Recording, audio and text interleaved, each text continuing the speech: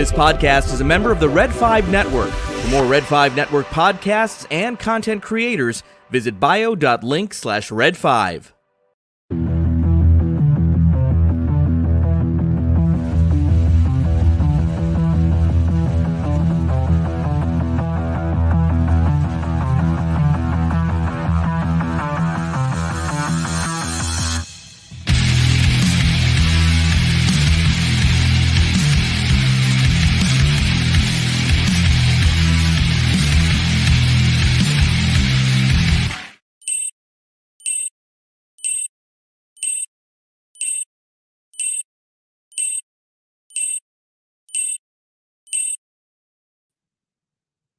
Well, this is odd.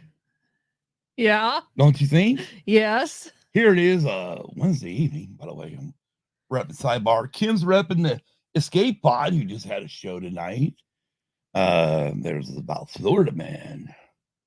Okay. I guess there's a movie or something called Florida Man, but now Brady's down in Florida visiting family and stuff, and it was a great episode. It's funny, hilarious. They did some of those nice little Florida Man news reports, Oh yeah. And a couple times it started off with I held it. You know what? No. You want to know what happened on the Escape Pod? Go watch it. Go watch the replay. Yeah. It's freaking hilarious. It's freaking funny. Yeah, it is.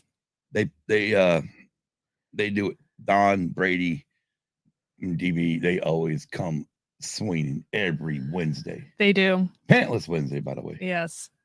Pantless Wednesday. Yes. Anyways, Kim, what's up? I need to, yeah. Well, why don't you say what you need? My lips are Your lips are what? My lips are screaming at me.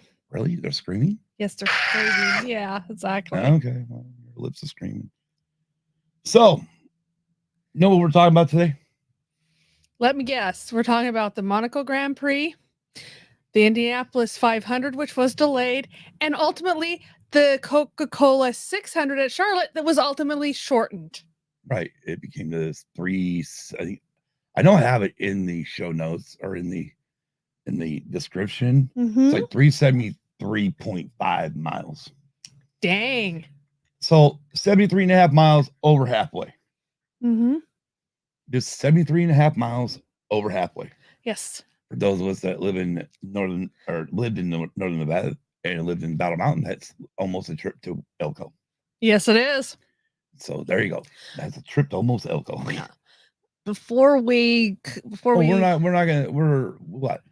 I was gonna say before we continue, I'm going to let everybody know that I will be leaving here shortly to call home. Right. Call my mom. Right. Well, I mean, we can be truthful about it. She's called home because mom needs to get a motel room. She doesn't know how to do a reservation. No, she called and asked me, and I'm like, in today's day and age, I've never done a reservation. Yeah, I know. I mean, I know that there's apps. I know you can get on the web and do it. I know you can get an app on your phone like Expedia and all those. I know you can do it that way. So yeah, I have no idea how to do it. I got to find out which way she wants to go. Right, and the reason why she needs and talking to you about it is because I worked in the industry. Well, you worked in the industry, but when you live with your folks, you're the one who set all the motel. You did all the reservations. Yeah. Yes, I worked in the industry. I did all the reservations while living with mom and while living with my parents, so I know how to do it. But yeah. So today we're going to talk about the Motorsports holiday. Yes. Also known as Motorsports Christmas. Yes. And then again, like Kim said, we're going to talk about Formula One's Monaco Grand Prix. Yes. Then we're going to talk about the Indianapolis 500. Yes. And then we're going to be talking about the Coca-Cola. It's supposed to be 600, but ended up being 373.5 miles. Yes. And then we're going to let everybody know about the announcement about a race team too. Right. Plus we got information on Stewart-Haas Racing. Yes. What is going down with them. Anything else we could think about during this little motorsports talk that we normally do. Yes. So anyways, so Kim's gonna be leaving here roughly in about less than 20 minutes. Yes. When she does, I'll just kill the camera for a minute so she can go. Hopefully she don't talk too loud in the back room. I won't. I'll I'll have the fan draw me out if I have to. But yeah, so I guess, and of course, what's one good thing about Scott on our shows? He's never prepared. Which is funny because you go back to the original part of Use and Abuse. You're always prepared. Well, because I did notes and it was all pre-recorded. Yeah, it was. A little difference when you do it pre-recorded. Yes, it is.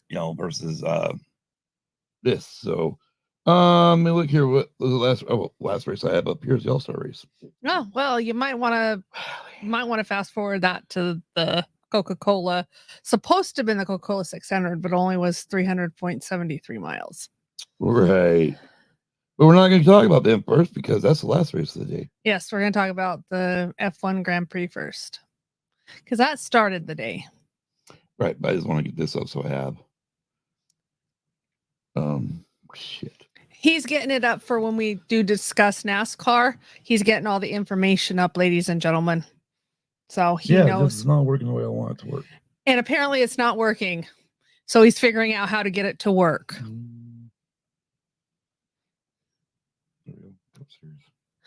Okay. He figured it out. Anyways, if you're new to the show, click that subscribe because we don't just do motorsports on this. We do we do talk about movies, we do talk about music, we do talk about video games, and then we just talk about anything we want. Right. And we also have a third co-host, Nicole. She's not obviously with us during our racing episodes, but we have a third co-host. And yeah, you know what, Kim? You know what? Screw this. I know we normally do this at the end of the show, but since I'm stumbling here, why don't you use the mouse and go ahead and go through the reads and say something about everything that we've got on here. No, you can't reach it, can you? Yes, I can. Can you still hear me? I don't know. I need to get my fucking headphones on. Okay. I'm seeing the green bars pop up on the deal. As long as you're seeing those. All right.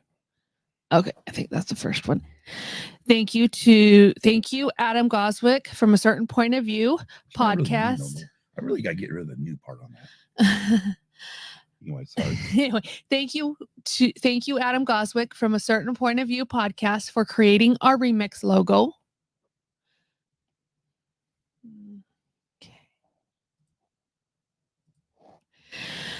Okay, nope, not that one. No, but you can talk about Patreon. And real quick, hey, thank you to Backyard Tires Nicholas Schaefer for being our patron.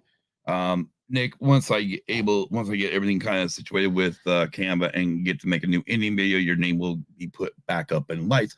If you want to be like Nick and help support the show, you can go to patreon.com. I think it's /useabusepod. Anyways, it's not in the bio link yet. I gotta get it back in there, so I apologize. That's my bad. I'm kind of behind the 8 ball again. But then again, I was supposed to be releasing all the previous episodes on audio, and I still haven't done that. That's a work in progress. It's not even been a work in progress. It's just there. Check out the ATSW family. The Sidebar Cantina live every Monday on YouTube at 5:30 p.m. Eastern. As was mentioned earlier, ATSW The Escape Pod live every Pantless Wednesday live on YouTube at 7:05 Eastern. Layman's Terms on YouTube if you want your dose of just drunken banter and discusses anything from magic to whatever, go tune into him. Stranger Things Has Happened with Don Delasnooch and Luna Girl every other Saturday at 7 p.m. Eastern. I just try to use this like a regular pencil or a pen. They're actually breaking down the Stranger things episode by episode of each season. This is their first time. First time watching it. They're giving their views on it. I heard click over there so I can see. I saw the little red thing pop up. Grave Reviews with Alan and Dragon Buddy. Thursdays at 7:30 p.m. Eastern. I also know they do Tuesday shows. Yeah, they also do a Tuesday show. So they do it both Tuesday and Thursday. Y'all know I'm really slow getting shit added to this. So if you want your horror flip, go follow Grave Reviews on if you want your go follow Twix. Yeah, on Twitter, X, whatever you want to call it. Yeah. They'll give you follow your them here on YouTube. Of... Make sure if you follow them here on YouTube, make sure you click subscribe and hit the notifications to be notified when they do have a show. Yes. And Swede Studios and Explicit Noise on YouTube. Yeah, I saw a deal. I don't know where I saw it, but I know I saw a thing where Swede's actually working on maybe playing some shows. Nice. Yeah, so that's freaking cool. But yeah. Orange and Fett Show on Spotify and Apple Podcasts. Fuck, we don't know the current. I wish I would have known what their last show was. I don't. Yeah. I don't remember what it was. Red 5 Tavern live on Friday, season 3 coming soon. Right. Also go check out the Monkey Lizard on Sunday. Yes. Monkey Lizard Army and the part of some of the Red 5 Tavern got together and held a D&D sesh. And I have not watched it yet, but from hearing from DB tonight on the escape pod, fuck. I understand it got it. He said he was laughing so hard that it hurt. So there's gonna be some good banter. Go check out Monkey Lizard Army too. Okay. And go to bio.link/red5 to find more exciting podcasts. Also, there's On the Fives, which is on the 5th of every month with Nicole. She interviews various guests on the Red 5 Network YouTube channel. On the Red 5 Network YouTube channel. There's also a book club. If you want to if you're interested in reading a book, let me just kill this. Contact her at PL Fandoms. Right. I'm sure a lot of this is also gonna be a link to it in the Red 5 links. Yeah. A bio link, hopefully. Yeah. Anyways, all of our links can be found in the show notes down at the bottom, pinned to the top of our Twix page, or go to bio.link/usewspod. Kim, let's say hello to everyone in the chat. I know I just said hello to Ubaldo. And look, there's Ro. Yes, hello. Ro from the Scuttlebutt podcast. Yeah, that's another one that's good to tune into too. Oh, heck yeah. Hello, Ubaldo and Ro, as Scott said. So now I'm saying hello. Right. And of course, like I said here, we said at the top of the show here, roughly in 22 minutes, Kim will be bowing out for a bit. Yes. Because she needs to go take care of some help with setting a reservation for a motel room.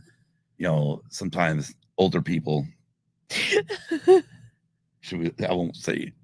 Sometimes older people need a little help. Yes, they do. All right. Anyways, let's go ahead and get into it. Kim, we had 3 races this weekend. 3 races this weekend. Yes, we did.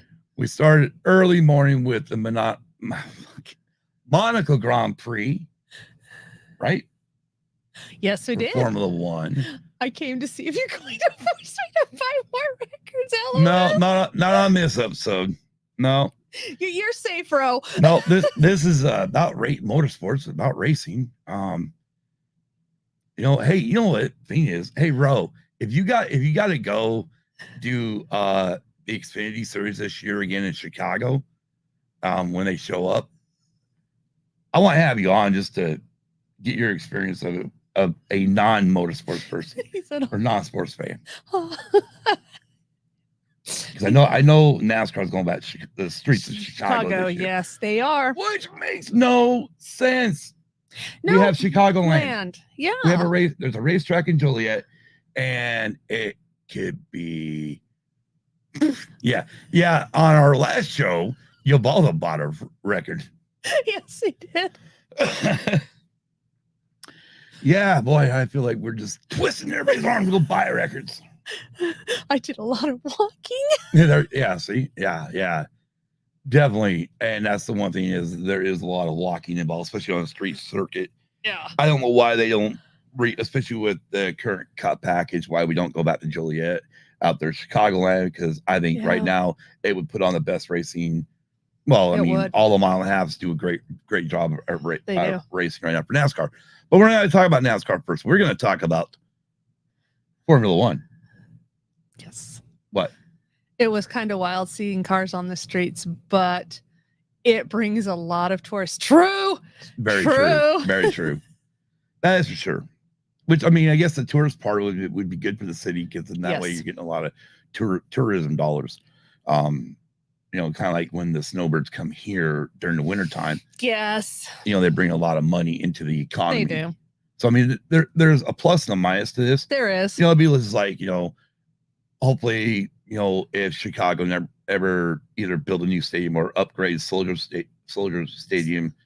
Field to a better looking, better stadium can handle it. Maybe they can have the Super Bowl there one day.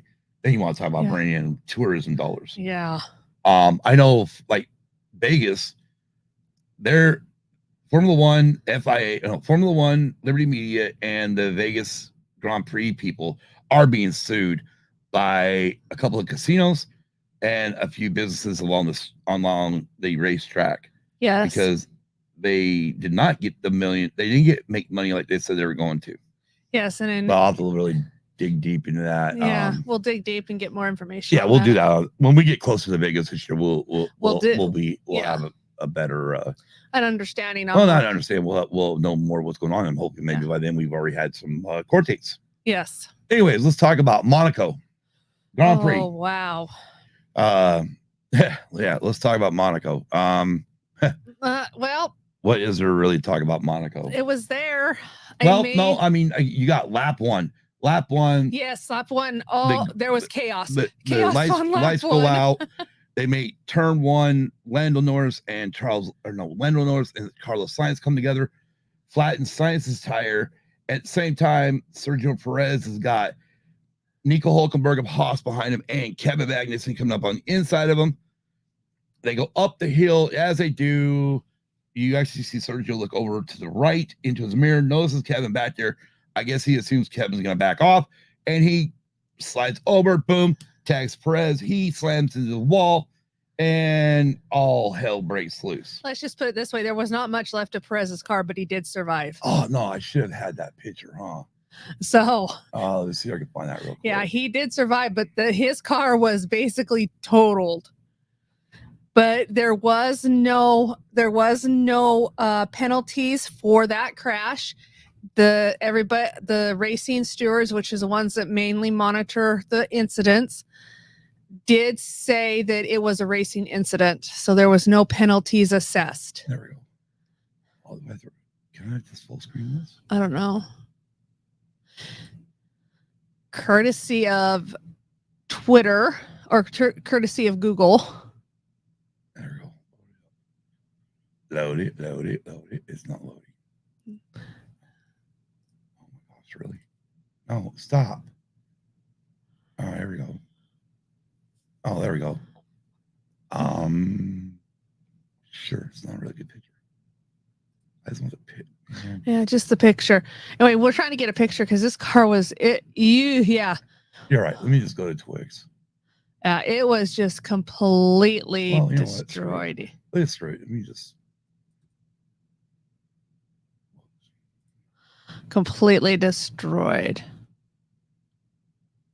Search the engine. We're working on it.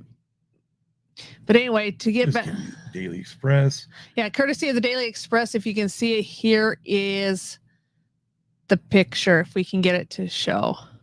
Well, it's not gonna be very. It's not gonna be very big. Yeah, well, that's what she said. We're gonna see if we can zoom it in. But this is actually courtesy of the Daily Express. That. All right, we're gonna share screen. Anyway, this is what we're gonna do. This was left of his car.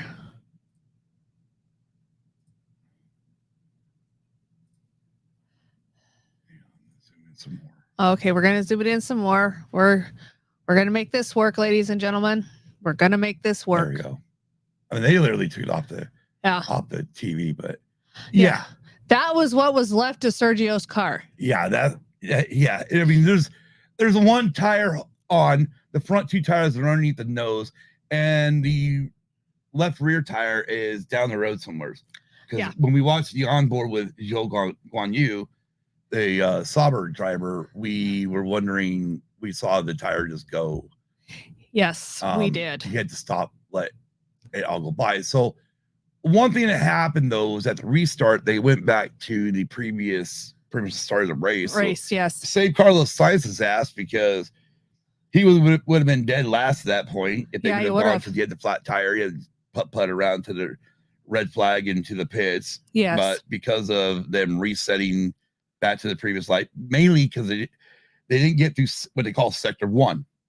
And Yes. the reason why they didn't get through sector 1 was because Zhou Guanyu was the last car on the grid, or last car behind this mess, and he slowly got around it, but then medical car actually passed him. Yeah, because he thought, and then he went around them. So by the time they threw the red flag, he was not through sector 1. No, he wasn't. So at that point, the whole field had not, minus the cars were wrecked. Yeah. The whole field had not gone through sector 1. No, so at that time, since the whole field hadn't gone through sector 1, they just reverted back to the start of the race. And then before, so now we're under, I guess we're still under green though at this point, because they get, they get the yellows and then they get the green right afterwards.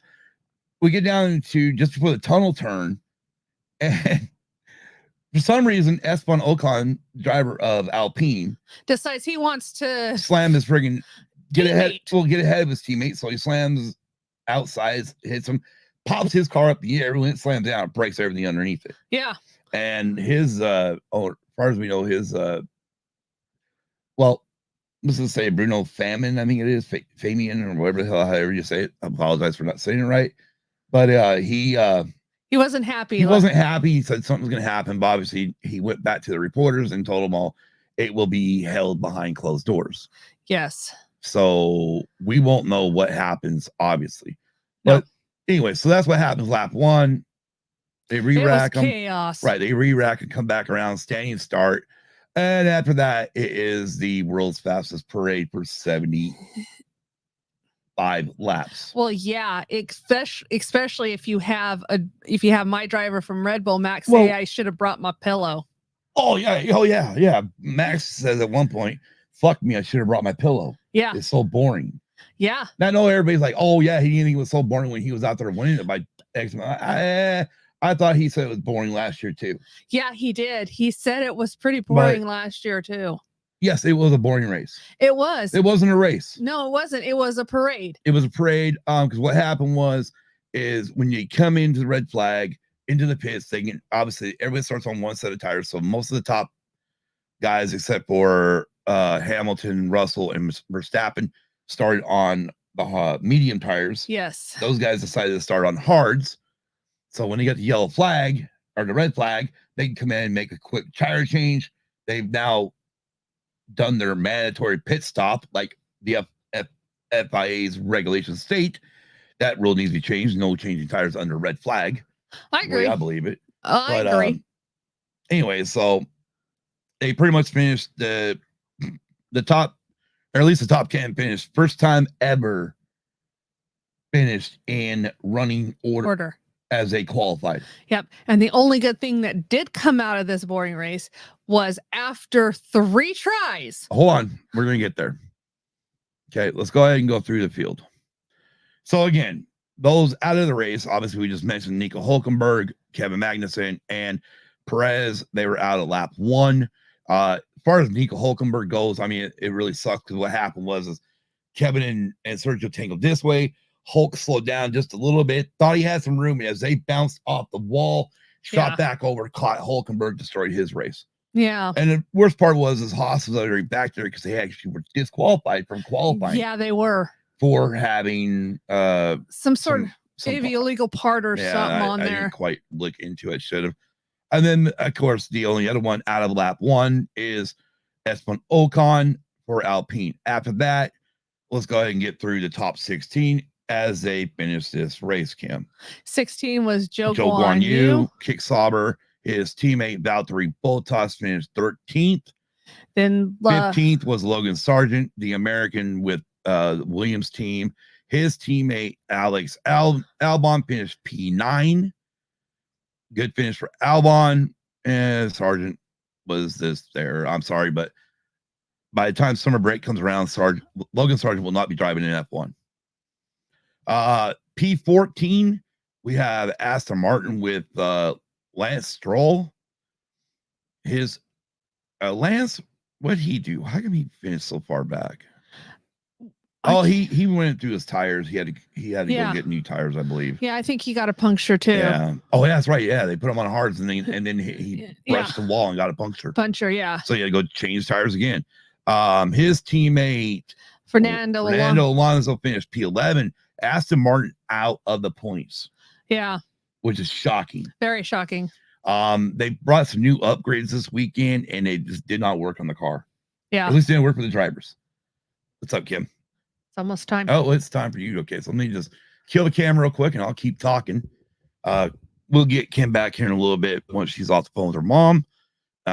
Anyways, next up, we've got P12, Daniel Ricciardo for Visa Cash App RB. His teammate, Yuki Tsunoda, finished P8. Good run for Yuki. Bad run for Daniel Ricciardo. Unfortunately, I think he's going to be another one we might actually see out of an F1 ride before or around summer break. P10, the other Alpine of Pierre Gasly, his first points of the season gets 1 point. And then of course we talked about his team ARA out lap 1, but luckily Pierre was still in the race. A good finish again for him and Alpine.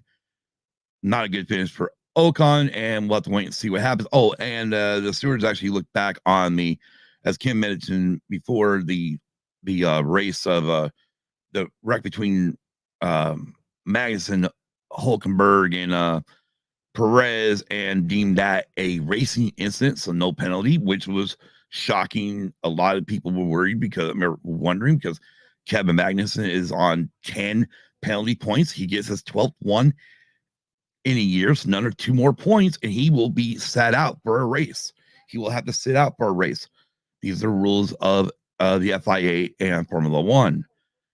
Esteban Ocon, though, he did receive a 10-second penalty, but then at that point, the stewards, because he was not able to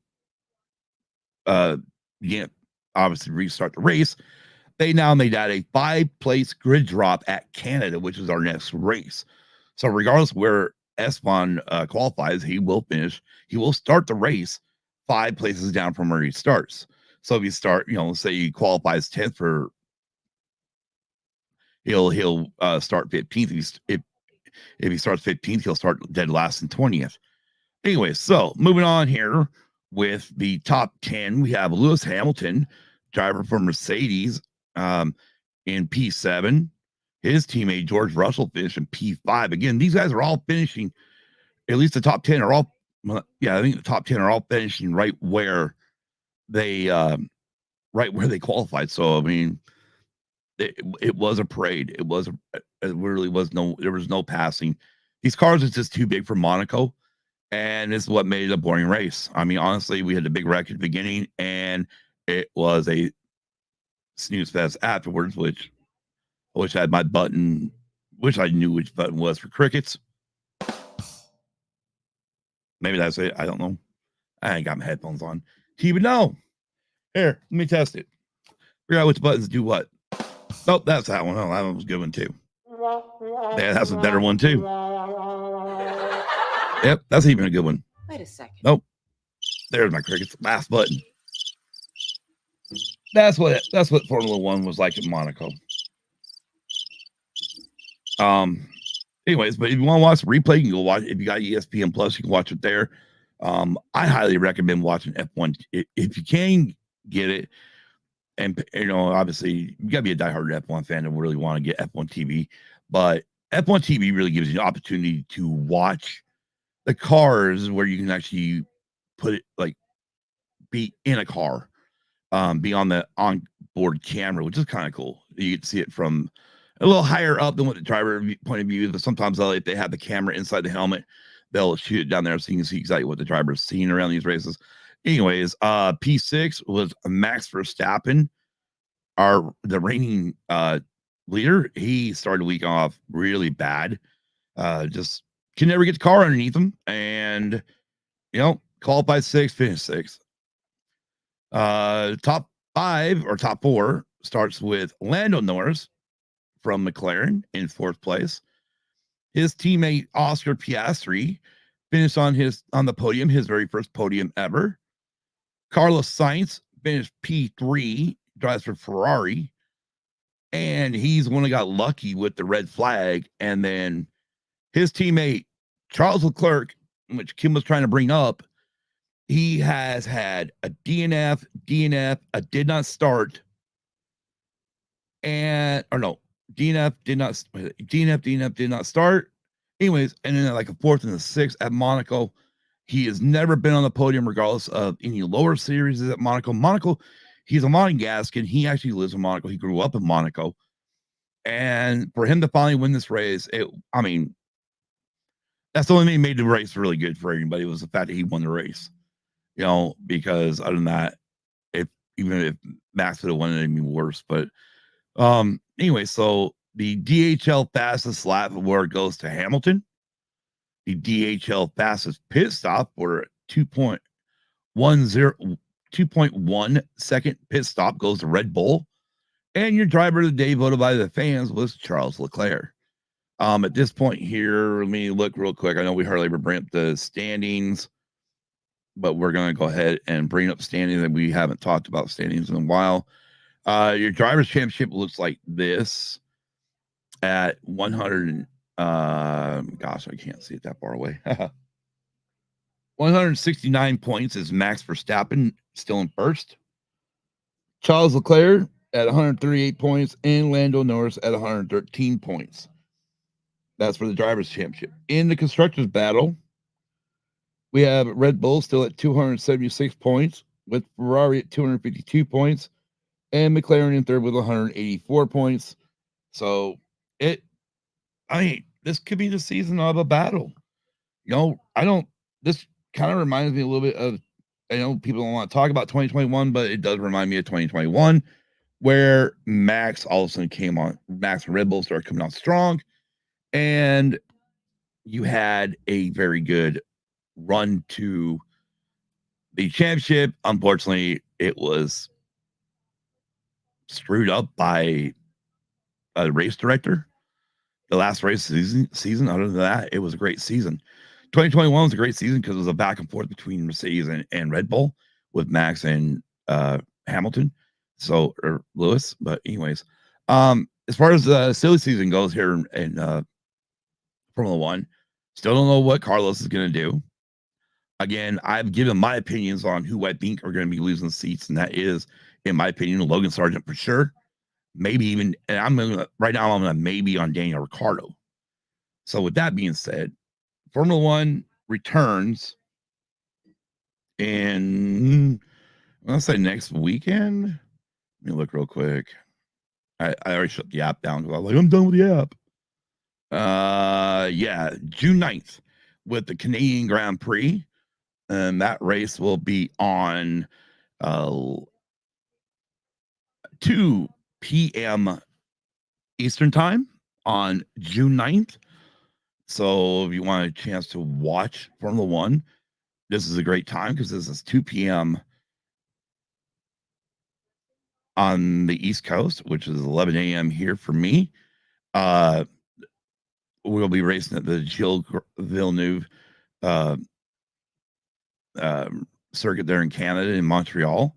And it usually does a good race. According to Max, they're not going to be he don't think they're going to be very good. I don't know what to wait and see. I've heard Max say that before, and then Red Bull lights it up.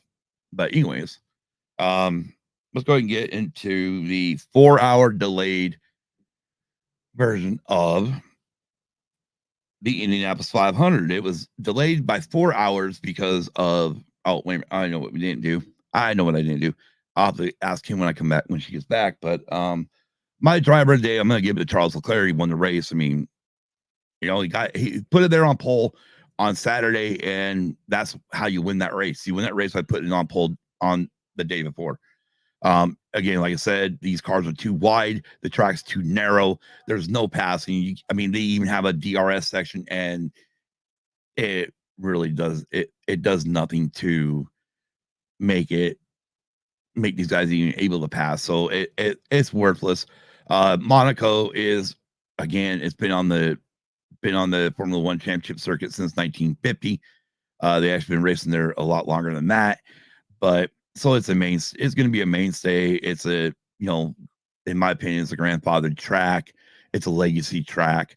Now, I know those of you who have watched the show enough know that NASCAR has gotten away from some legacy tracks, like Wilkesboro. I mean, like we go back there now for the All-Star race, or Rockingham, or better known as the Rock. But our mainstay legendary tracks are still Daytona, Talladega, Darlington, and Charlotte. So, and even you can even include Atlanta, Bristol, Martinsville. Again, we're talking about NASCAR now. So, again, Formula One, Monaco is going to be a mainstay. Even Lewis Hamilton came out and stated, something needs to be tried. Maybe we just need to go to where we have to run all 3 tire compounds, which would be great. Another thing should be not able to change tires, or you can change tires if you need them because of a flat tire or something on a red flag, but you shouldn't be allowed to change those said tires and it count for your mandatory pit stop. But anyways, who knows? I mean, we'll have to wait and see. I doubt if any changes come, it won't be until probably 2026. I don't even think it'll change anything by next year, because it would take some time to get things changed.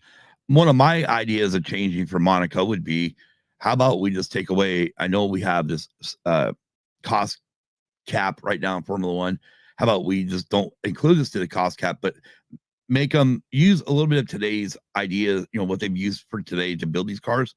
But let's go back to like the 90s style car. I mean, obviously you still want to have some of the safety. You want to have all the safety that we have today, but make the cars smaller, not as wide, thinner, smaller. Maybe that would help also incorporate passing and make Monaco great again. I mean, unfortunately, you race till the red flag, and then from there you change tires, and it's a procession. It's more of, it's the rich man's getaway. So it's more like I really don't think half the rich people care who wins the damn race. They're just there for the champagne. I think over the weekend, I'm not sure all the celebrities were there, but I do know that from like NASCAR side, Kurt Busch, former driver and current worker for 2311, the team is owned by Michael Jordan and Denny Hamlin. He was there in Monaco. So, but anyways, let's get on to the Indy 500. Indianapolis 500. As soon as I find it, I have an app for that. I have an app for all of it. I just don't have it on my tablet, so that's my bad. And of course, they want me to see though. All right. Gotta get race results. All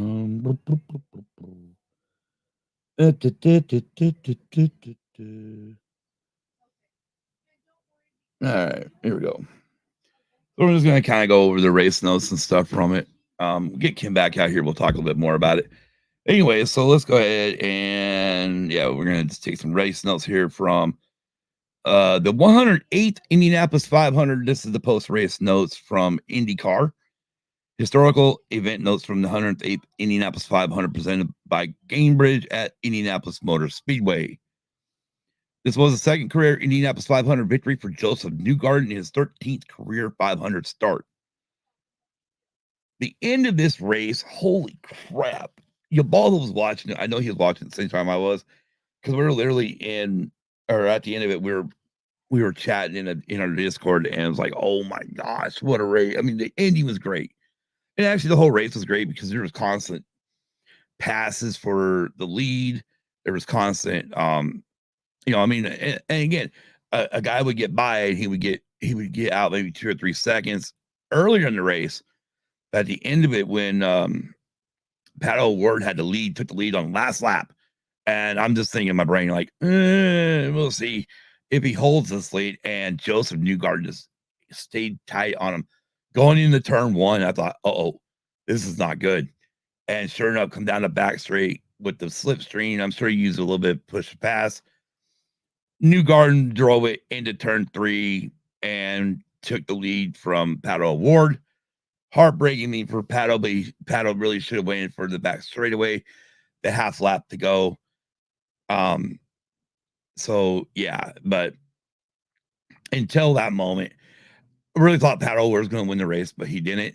And so, anyways, but it was a great win by Joseph Newgarden. And real quick, I'm gonna kill this camera. So, since I have glasses on, I'm gonna kill the camera so Kim can come back. I want to get Kim back in the show. Real quick, and while I'm killing the camera right now, Kim, go ahead and head out. Ubaldo said, or hey, Isaac, rum rum. Yep. Ubaldo, yeah, our watch party. Hey, Isaac. I feel exactly Ubaldo. I did too. I felt bad for Pato because he goddamn, he drove a great race, got there when he needed to be, and then all of a sudden he tried. I thought he had it because I told Kim, I said, as it was coming, I told her, I said, either I would go for it at the white flag or I would wait and go for it down the back straightaway. Didn't I? Oh, anyway, he can't hear you yet. You're not sit down yet. You're not sat down. Yes, he did. Oh, no, you're muted too. I have you muted. All right. Sit down. We'll get you on the show. Calm down. Good gracious. Great balls of fire. That's a good song. I know it's a great song. It's not a good song, Kim. It's a great song. Yes. All right. You're unmuted. Yes. Guess what? Yes. You did tell me that. Yeah. All right, let me go ahead and undo this. But yeah, it was a great friggin'. But yeah, I mean, it was great chatting with Ubaldo at the end of the race there, watching all the interviews and stuff. Definitely felt hard. I mean, gosh, Pato. It was a heartbreak for him. It was. I mean, there for a while, he just stood with his helmet on and his arms just draped over his car, just draped over the front of the car. And it was like, arms on over the helmet. I mean, you can just tell.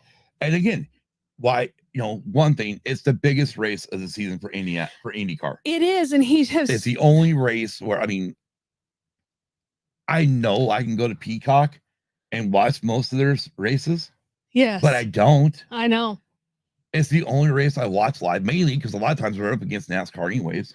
Yes, we are. But they are. Yeah, yes. Or they're up against F1. Yeah, they are. So it's like, yeah. I know I can go watch the replays probably the next day on Peacock, but I don't. Yeah. But yes, Pato, he just tried.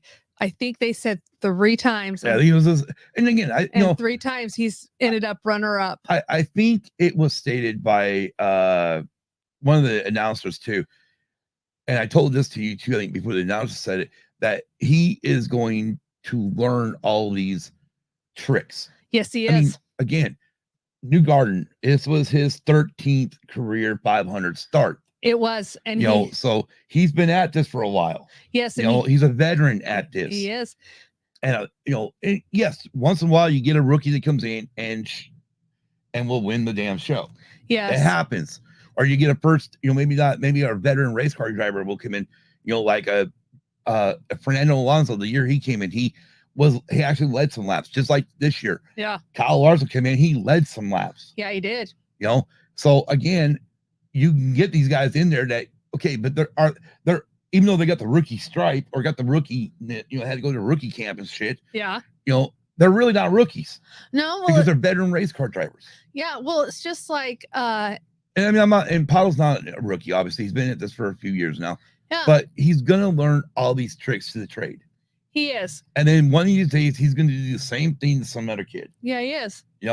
And all you can do is just like, yeah, okay, well, the greatest thing for me was, holy crap, after Joseph wins, it comes around, parks it on the yard of bricks, and what does he do? Hops out of the frigging car.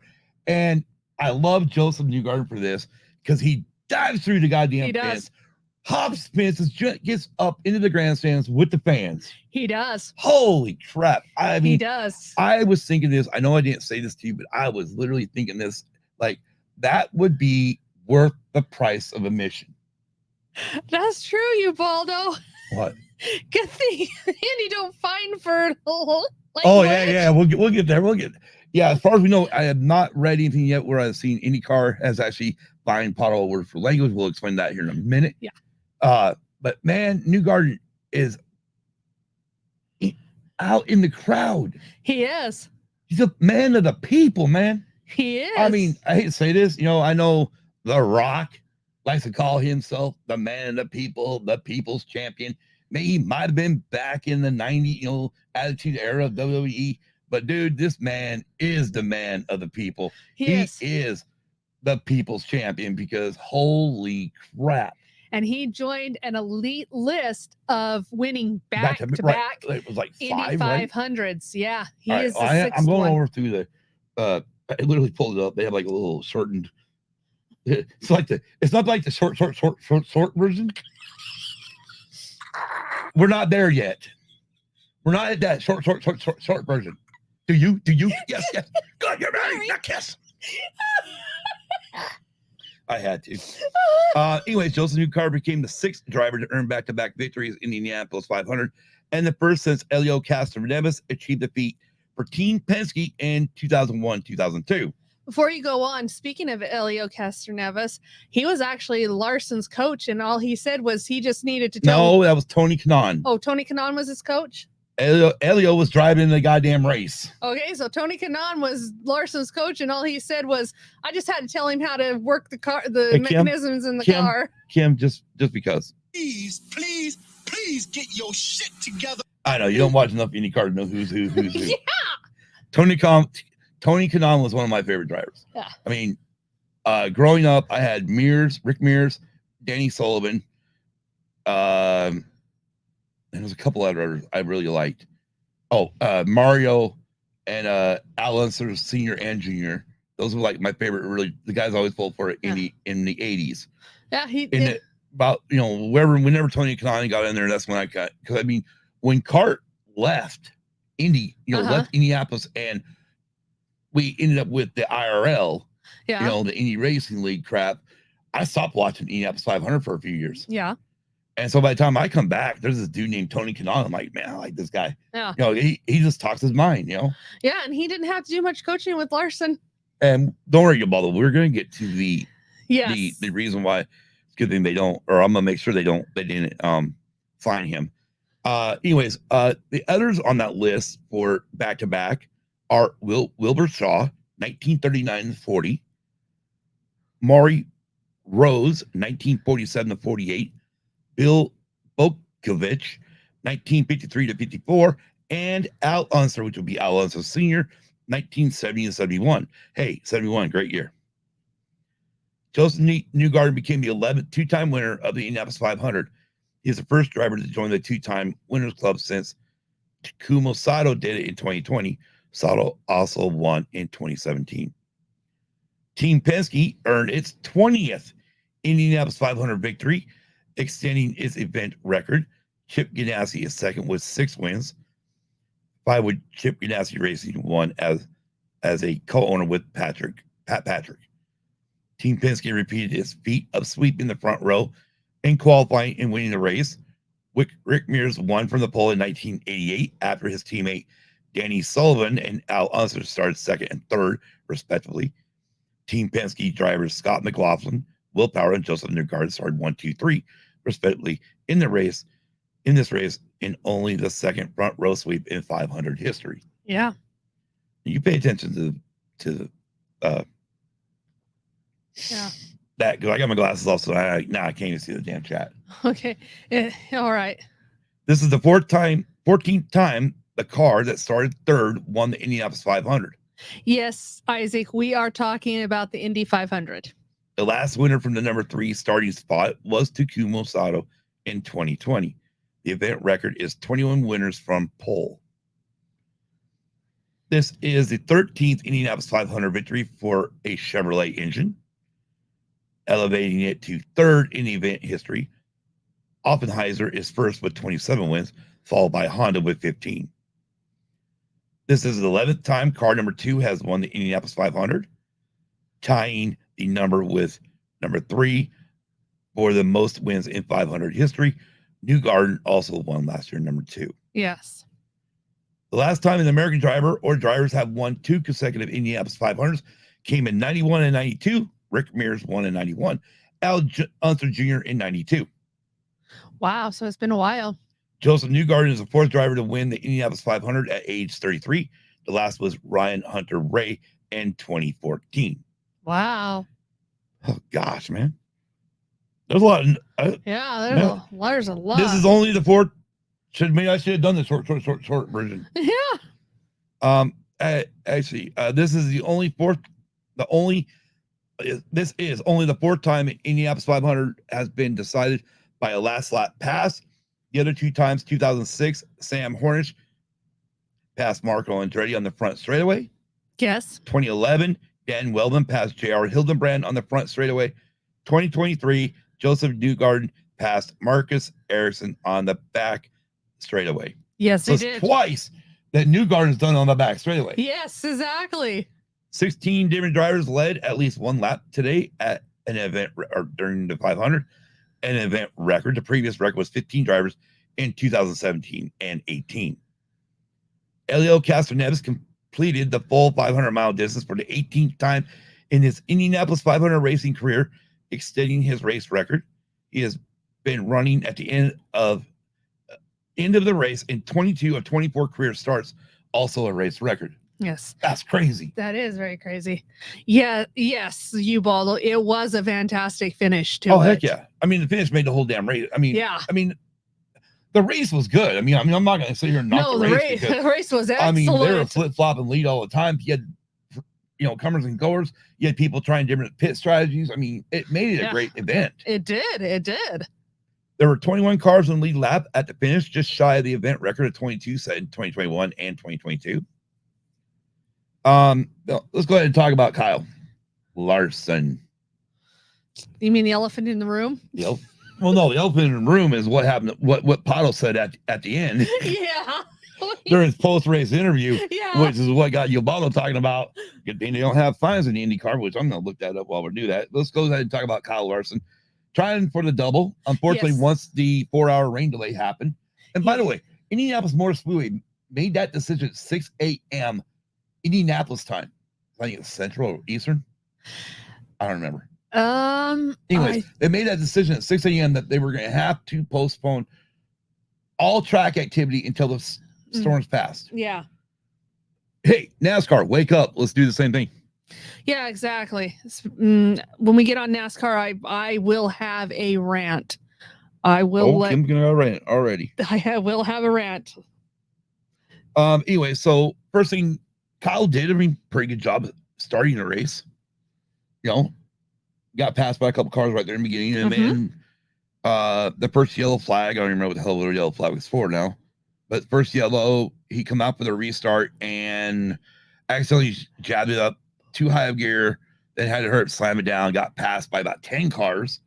Slowly through the day, he worked his way up towards the second to last pit stop. Yeah, second to last pit stop. Yeah, he ends up getting caught speeding down, or maybe it was the last pit stop. He gets caught speeding down pit road. No, I think it was the second to last pit stop of the race. Got caught speeding down pit road. Obviously you got to slow down. Then you got to hit the pit limiter. You do, which then will put you. We'll get you at pit road speed, but you've got to first get there first on your own. What? Oh, yeah. To answer your question, Indy's on. No, you're fine, man. You're fine, Ubaldo. Indy is on Eastern time zone. Okay. Indianapolis is on all Eastern right. time so zone. Eastern time, 6 a.m. Anyway, so 6 a.m.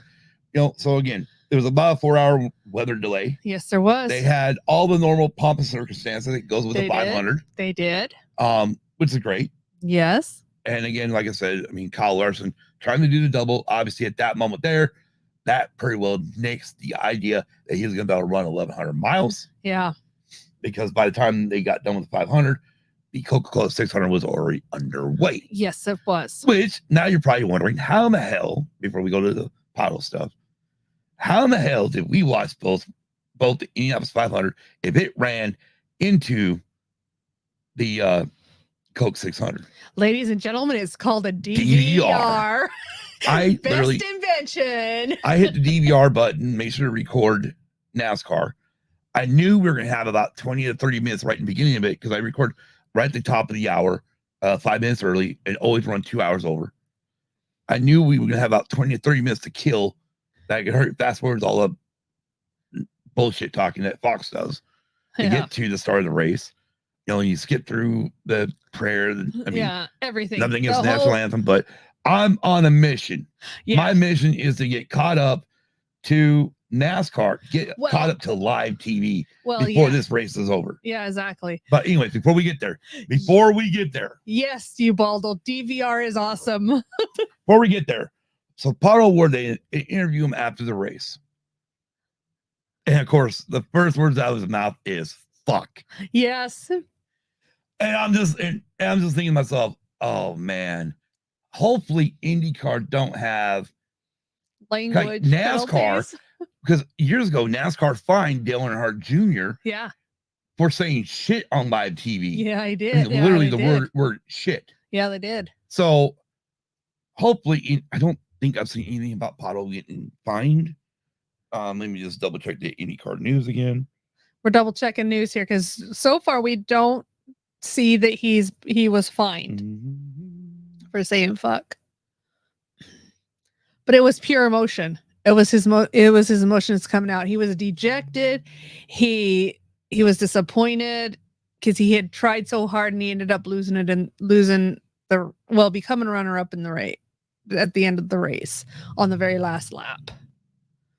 So it was just all the feelings that he was feeling at the time just came out. Oh yeah. I mean, I'm just looking for I'm gonna ask it on Google. Yeah.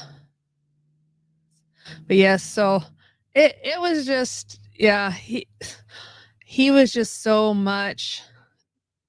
Yeah, it was hard for him to die. Well, was hard for him because he had tried to do a move on Newgarden, and in the end it didn't work because Newgarden just did the same move and ended up being the victor of the race and going to victory lane and drinking the milk and getting the wreath. So I guess the quote was actually so fucking close, but yeah. Yeah, there's nothing on here. I'm not seeing anything about any car slapping Pato with any fines or nothing. So you know what? IndyCar, Roger Penske. Exactly. Thank you for understanding that. 2 thumbs up for me, buddy. Yes. You know what? I'm happy. I mean, I know you guys are gonna get. I know NBC will get fined because that's what's gonna happen. Some little bleeding heart's gonna call into the FCC. They said fuck on TV. Yeah. Well, yeah. Whoop-de-doo. But yes. Please. Thank you, Roger. Fuck, motherfucker. There you go. I said it all for you. This is where you want to play this. 7 Dirty Words by George Carlin. Yes. Yes. Cocksucker, motherfucker. Yeah. Exactly. Cocksucker, motherfucker. Exactly. Yeah, you definitely definitely feel how he was very disappointed. I mean, goodness gracious. But it was a great race. So they kind of give the breakdown here on Twitter or Twix. There was the let's follow the airplane ride. Yes. So everybody's tweeting on when Larson left the track. I believe it was like 5:15-ish. It was. Eastern time. He left from Indy. Left Indy in the Suburban. Yes. Got out to the helipad. Flew from the helipad to the private jet that Hendrick Motorsports brought. Jumped in the plane. And at this time, I tell you about, okay, well, we're going to go watch the Coke 600. Yes. As a matter of fact, let me go ahead and get my exact quote here. But no, Indy, right now, out of the 2 races so far we recovered for this day, Indy was the best. Yes, it was. It was. I mean, it was the best race so far. And by the way, in case anybody doesn't know, Friday. Yes. This coming Friday. Yes. We're going to have another unboxing. Yes, we are. I wonder what could be coming in. Well, and no, it ain't got nothing to do with records. You'll just have to stay tuned on Friday to find out. During the day. Yeah. Real quick, I'm just jumping in here. Because in our Discord, we have literally Sports Talk. We have a NASCAR channel. We have a Formula 1 channel, IndyCar channel, Superstar Racing Experience, which I'm almost a kill because that seems over. American Football Talk and baseball. The reason why I did that is in case I ever got into soccer or, football. football, as they call it overseas. We can do it. But anyways, here in the IndyCar, Yes, you baldo. I sit here and said, or matter of fact, here's my exact quotes at 5 p.m. on Sunday. Click the camera off. Is that that's a camera? Okay. Why? Mom's calling me. Oh, all right. Well, Kim's got to disappear again. Okie dokie. Anyways, whoops. All right, here we go. Back on. Next, we're going to go back a little bit here. 526, your bottle's like, wow. And I'm like, what a finish. Damn. Or 450, I'm sorry. 450. Date was 526. Oh, your bottle, hope you're not upset. I'm going to read these because there's some great back and forth between me and you. I put, what a finish. Damn, good thing I'm recording this Coke 600. Your bottle replies, yes, I was. It was, no way. Or something like that. You know how it goes. Our big thumbs, me and your bottle, I'm guaranteed we got big thumbs. They get in the way when trying to type. And I put, I love how Joseph celebrates with the crowd after winning. Your bottle agreed. Very rare to see that nowadays. Agreed, I said. And then your bottle just said, just awesome with a picture of Indy 500 winner. Oh my goodness. It was a picture of Newgarden. Then at 5 o'clock, so it's now 5 o'clock, I say, exactly. I feel for Pato, though, but he's young and will learn the proper ways to win this race. Good thing he isn't in NASCAR. They would fine and penalize him for saying the F word on TV. Yep, he's lucky no fines, but sad to say, it's how you learn. Yep. And I reply, I'm about to switch to the DVR to watch 600 from the beginning, but I can skip commercials. So now the race is on for me to get back to live coverage before the end of the 600. And then there was some, here, I'll show the damn gifts. Top one, you bottle did with the cat, and the bottom one's me. I did that one with the deal. And then last thing, pretty much, your bottle says fantastic. We have DVR nowadays. I said, yes, sir. And there we go. And then it was on to the 600 to watch it from beginning to end. Well, I thought I was watching the NASCAR 600. However, at the same time, I started seeing the tweets about weather for the Coke 600 at Charlotte. I went, oh, okay. And so I literally I got this Radar app, Radar Omega. I used it, clicked it on Charlotte, was watching the radar come in because I wanted to kind of see, are we even able to get caught up? Because again, we will watch pretty much all the live coverage minus and Kim's coming back out again. All right, Kim. But we will watch all of the live coverage minus like them drive around for 5-6 fucking laps. We'll watch live pit stops at caution, but whatnot. But we ended up tuning into this Coca-Cola 600, started watching it. And I'm not going to sit here and say the race was bad. And Kim's mic's actually on, so once she gets in place, she can just talk. Because the racing was good. It was. The racing was fantastic. So everything good on the front? Yes, everything's good. She just accidentally dialed my number is all. You told her we were live? No. But she's got everything situated for her motel room for Friday. What do you think? Next time she calls, we ought to just do it live on the show. We should. We really should. I mean, from here on out, anybody calls us while we're live, we're just going to answer it live on air. Oh, wait a minute. I can only put one phone to Bluetooth, though. Yeah, that's true. I would, too. I would literally hook my phone to Bluetooth, pop it, and then answer. Yes, hello? Yeah, I know. What was that? My phone. Kim's just throwing her phone on the ground now. I'm not deliberately throwing my phone. Anyway, so at this point, we're racing against NASCAR. NASCAR's racing against weather and time. And I don't know, do we really want to deep dive into this? Well, the only thing that we really, the only thing we really need to touch on is the fact that they got the stage 3. Yes, they did. By the time the weather, the first thing that happened was literally a lightning strike happens. within the Yeah. 8-mile radius that is NASCAR's window. Again, I'm also, while we're watching the Getting Caught Up DVR, I've actually got the radio, NASCAR official radio on, right? Yeah. I've got the weather app up. Yes, first time caller, long time listeners. I could give you my number. I should give you my number, Yabal. I really should. She should, so you I can, know. so he could contact you. Hell yeah. Shit. You never hear from me again. I figured that. Oh, God. Anyways, so we're just gonna get to lightning. I mean, it wasn't a great race to that point, It wasn't. but it was a good race. It was a good race. I mean, obviously you're running 600 miles, so it's gonna take time. The only good thing is the stages were 4 stages, all of them 100 laps, right? 100 miles. No, 100 laps. Yeah. 100 laps. So we got done with the second stage. At the end of this, okay, I guess we should talk about that. At the end of the second stage, NASCAR brings the cars all down pit road. Yes, they do. And then they do a moment of silence for Yes, they do. For our fallen military. right, for everyone's men and lost women. their life. They paid the ultimate sacrifice to keep us free. And the reason why they do that is because every Memorial Day weekend, each of the drivers carries A fallen soldier. Yeah, a fallen soldier on their car.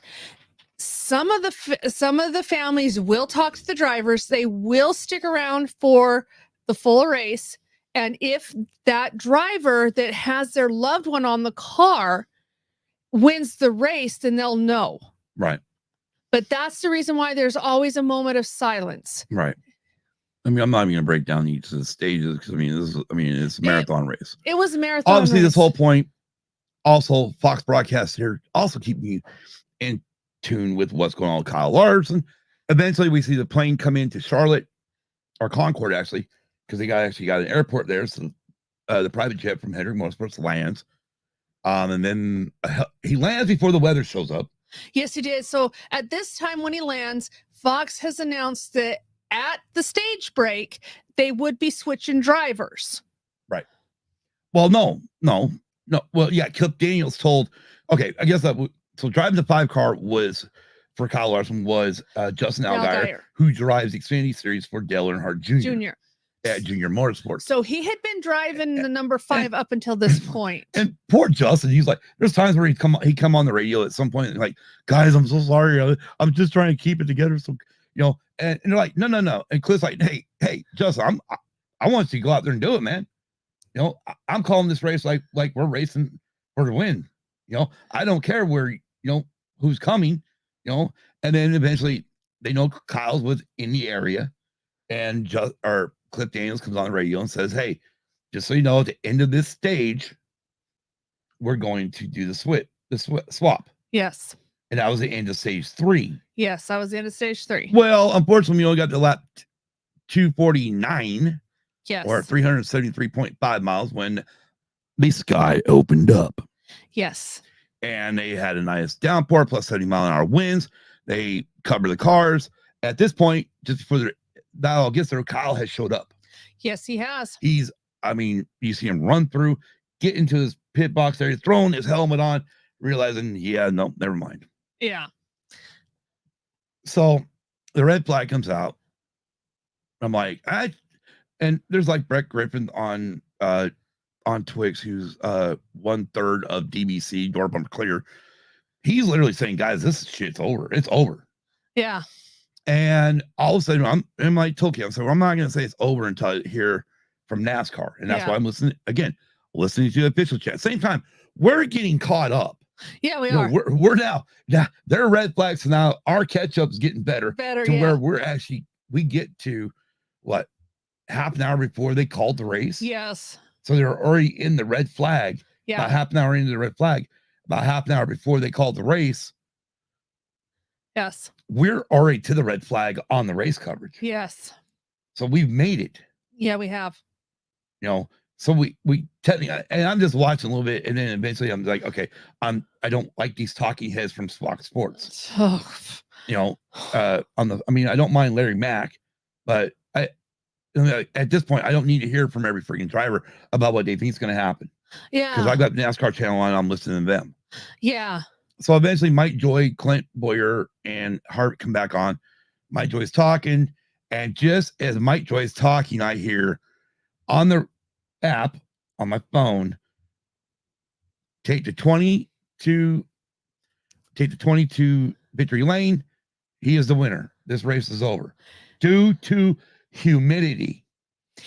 Yes, you Baldo. You can go right past the commercials. Exactly, right? So NASCAR says they can't dry the track. If they get it dry, it won't be until 1 o'clock in the morning, which we still got what? We're a little over halfway, so Yeah. like 151 laps still to go. So it's going to be, well into 3 o'clock in the freaking morning, right? Yeah. So NASCAR's calling it, pulls the plug on it, and Twix don't want to load. There we go. I'm just looking for something real quick.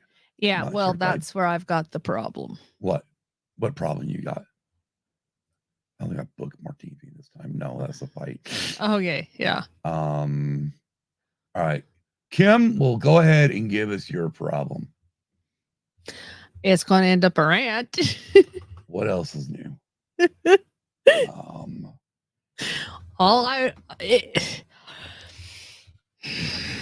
Okay. It's stupid that they actually called the race,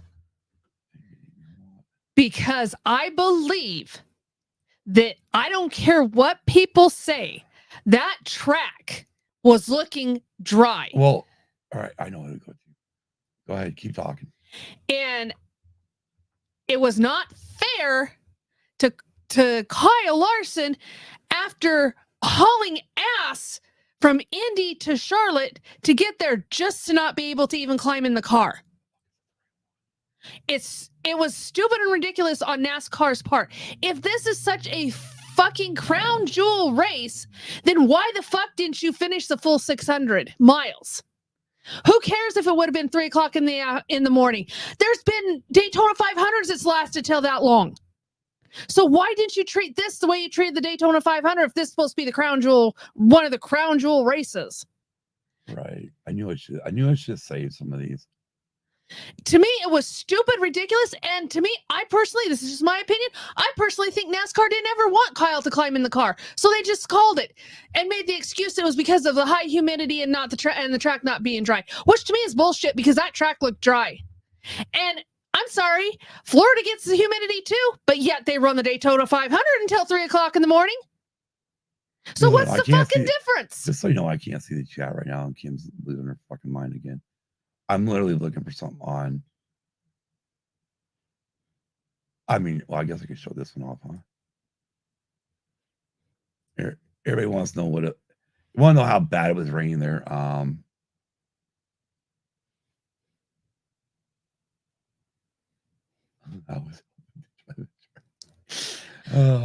Well, and that's what I'm looking for, you ball. I'm actually looking for some pictures, because I've seen some pictures during. There you go. There's the. Can you see it? No, you can't, because I haven't added it. There you go. That's how bad it was raining during it. At one point, there's this 20 car while it was still raining. I mean, it looks like a monsoon sort of. We get here, and I'm sure we get here in Arizona. So I mean, it literally looks like that. Real quick, I'm trying to see. Yeah, he's trying. There's a guy that actually lives there. Yeah. That lives in these suites. Yeah, they do. And he took a picture literally 1 hour. And of course, I should have bookmarked it when I saw it. Yeah, literally 1 hour after the race, and was called, and the track was dry. It was really dry. $5. I bet I screenshotted it on my phone. Probably. Getting that I can't access on this computer. I can't access my photos. Yeah. No, I didn't. Oh well. That's a first. Yeah, but yeah, it just irritated me to no end. That's what NASCAR. I'm looking to see if I threw it in the NASCAR thing. No, I didn't. But hell yeah. Memorex. Okay. I mean, 1 hour after they called it and the track was bone dry. And it wasn't bone dry. Okay, whoa. It may not have been bone whoa, dry, but it was dry enough to go on to have Whoa, girl. It might not have been bone dry, but it was dry enough to run the cars. Tops, Jesus Christ. It was like it for not being ready. There's that when they're trying to dry. Anyway, so NASCAR says they can't dry it because of high humidity. But then fans there at the track start. I mean, obviously, there are pitches where you can't. I mean, it is wet. I'm trying to see here if I can find what the fuck I'm looking for. I can't remember that guy's name. I bet I follow it under my regular account. Probably under me personally. Probably where I bookmarked it too. I don't have my personal account on here. Why is that up? I don't know. All right. Keep talking to people, Kim. I have nothing. I mean, I just think they did Kyle Larson a dirty deal. Well, yeah. Because the reason they didn't do it to do it. I mean, they didn't do it to do it to Kyle. I mean, come on. Well, to me, that's what it looked like. Okay.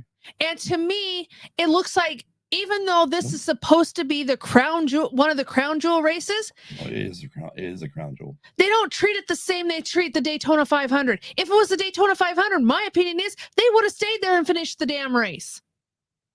No matter what time in the morning it was.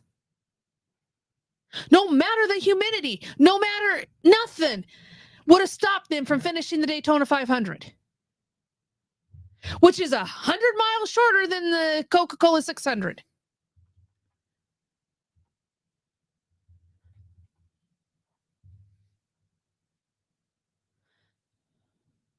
So what was the issue? Apparently, NASCAR didn't put too much emphasis on their crown jewel race that's been around since forever.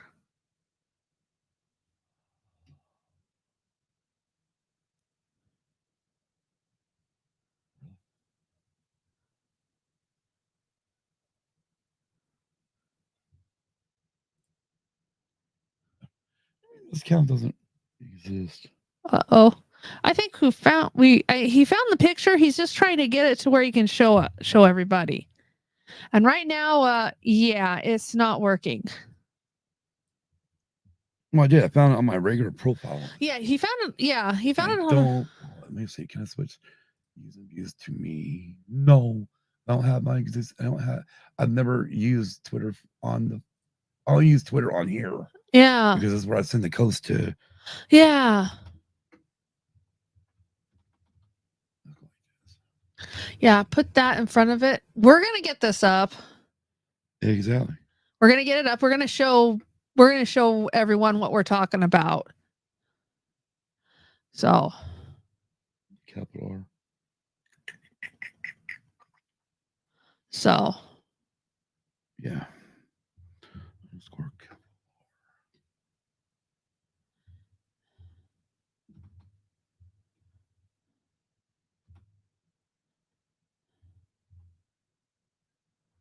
There he is. There it is.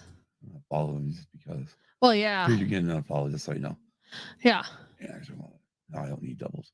All right, real quick. Okay, so this is Christian Espinoza. Like I said, literally lives at Charlotte Motor Speedway.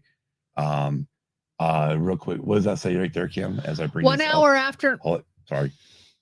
All right, we go back to here. All right, Kim. 1 hour after NASCAR called tonight's race at Charlotte Motor Speedway. At Charlotte Motor Speedway.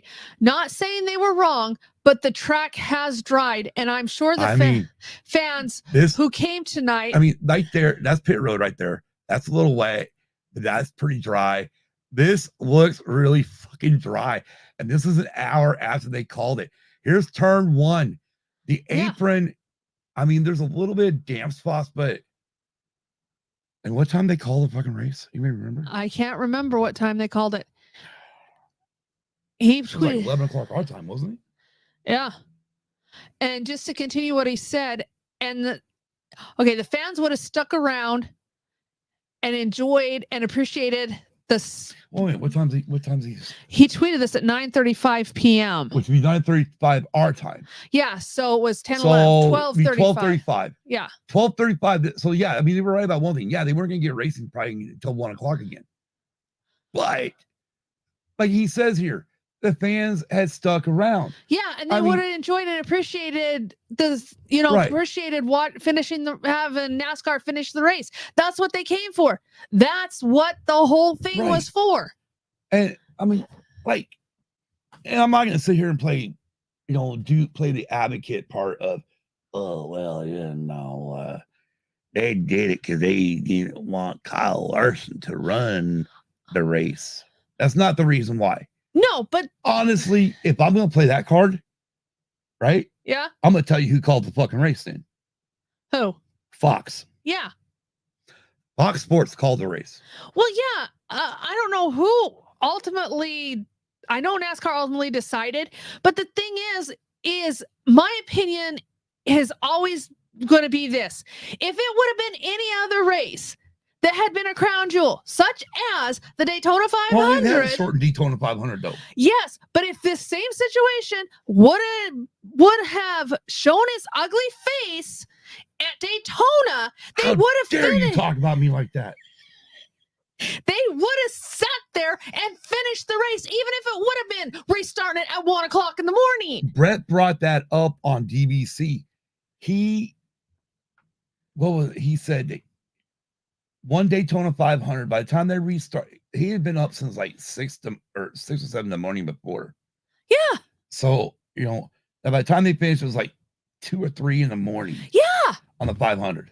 Yeah. So, and he said, and there's no way in hell any spotter should have been spotting that friggin' race because you know how tight, how close those guys get during the 500. Well, yeah. Anyways, real quick, let's go over this real quick. The time of race is marked down as 3 hours, 2 minutes, 7 seconds. Average speed 123.053. Margin of victory is under caution. They did award. Now here's the funny part. They did award stage 3 top 10 points, and then final result points. Oh my. Yeah. Lead changes. There was 21 among 10 drivers. 7 caution laps for 46. 7 cautions for 46 laps. Christopher Bell won the Coca-Cola 600, driver number 20, his 8th NASCAR Cup Series victory. The following cars dropped to the rear of the field prior to the green flag for the reasons indicated. Number 22, Joey Logano, unapproved adjustments. Number 17, a backup car. Number 5, driver changes. And number 45, inspection violation.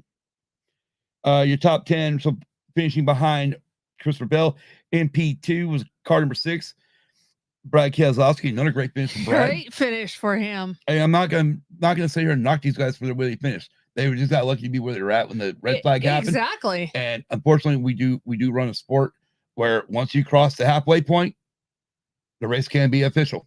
It can be, but it still doesn't make it right. Right. I agree. Also, so finishing third was the 24 car, William Byron. Finishing fourth, car 45, who started from the rear, Tyler Reddick. Yeah. Finishing fifth place was number 11, Danny Hamlin, right where he started. Yeah. He didn't move. Yeah. He said he didn't say they're all race, but finishing P6, car 54, Ty Gibbs. P number 7, the current fan favorite, number 9 car, Chase Elliott. Finishing P8, the 1 car, Ross Chastain. P9 belongs to the 48 car, Alex Bowman. Hey, wait a minute.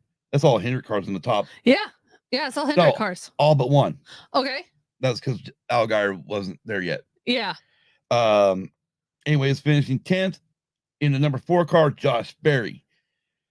Bubba Wallace came home 11th. Martin Truex Jr. came in 12th. 13th was Justin Allgaier. 14th was Joey Logano. And 15th was Kyle Busch. Yes. All righty. That's enough. All right. NASCAR, what's the next damn race? What is it? Kansas? No. It's Hold on, I'll let you know. I thought it was Road America. Nope. Gateway. Worldwide Technology Raceway. Yeah. Enjoy Illinois 300. Wait. Oh, yeah. 300. Yep. Sunday, June 2nd. So this weekend, we will talk about the Enjoy Illinois 300. presented by Ticket Smarter. Race starts at 3:30 p.m. Eastern on FS1, better known as Fox Sports 1, so not on Big Fox. Again. Radio is on MRN if you get MRN in your area, or if you got Sirius XM, it's on Sirius XM NASCAR. The stages will be 45, 140, and 240. All right, now let's get to it. And after we get to this little bit of news, and we're going to move on, we're going to go backwards, and we're going to give our drivers of the day, jackasses, and all that shit, because I hadn't done that yet, of all the races. Okay? Okay. And if there's anything you else need to add to, like, anything that, since you've been up and down and back and forth on phone calls. Yeah. First of all, let's go ahead and talk about Charlotte TV ratings. No, normally we don't do this.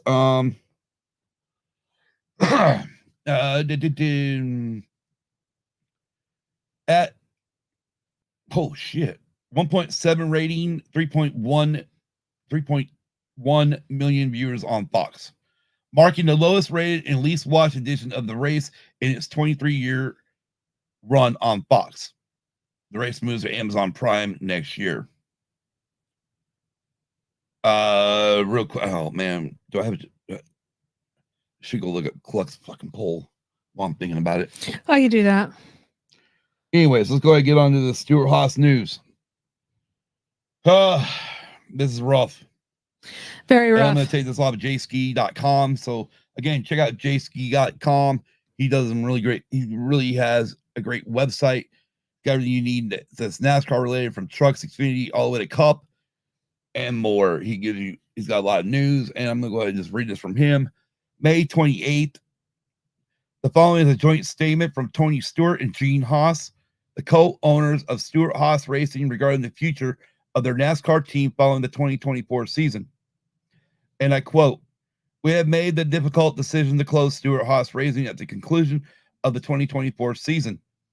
It is a decision that did not come easily, nor was it made quickly. Racing is a labor-intensive, humbling sport. It requires unwavering commitment and vast resources, with a 365-day mindset to be better than everyone else. It's part of what makes success so rewarding. But the commitment needed to extract maximum performance while providing substantiability is incredibly demanding. And we've reached a point in our respective personal and business lives where it's time to pass the torch. We're proud of all the wins and the championships we've earned since joining together in 2009. But even more special is the culture we built and the friendships we forged as we committed to a common cause, winning races and collecting trophies. That is the same commitment we made to our personnel, our partners, our fans coming into this year, that the commitment will remain through the season finale at Phoenix. We have tremendous respect and appreciation for all of our employees, and we will work diligently to assist them during this transition to find new opportunities beyond the 2024 race season." End quote. Stewart-Haas Racing. Okay, I found what he tweeted yesterday on the good race. Okay, we'll get that in a minute.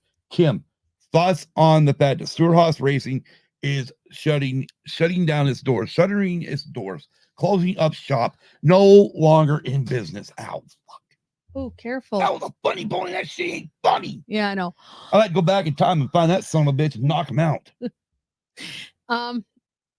I just feel not only for the drivers, but also for the other employees, the pit crews, the chiefs, and even though I do complain about the engineers, also the engineers too. I mean, they're all going to be out of a job, and a lot of them have families that they're supporting.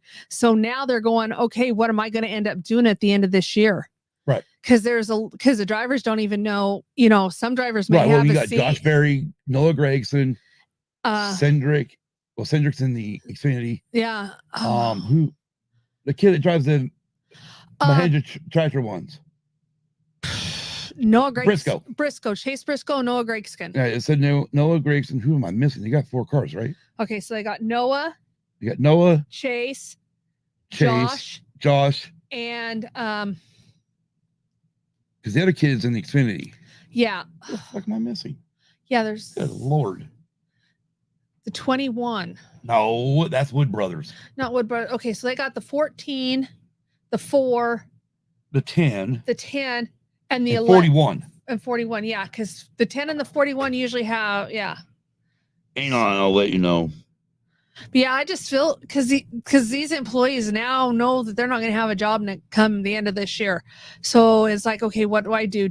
And I think, and the one that I really feel the worst for is Josh Berry, because he has tried so hard to even get his foot in the door that now that they have advanced him, he only drove 1 year in NASCAR Cup and won't have a seat next year.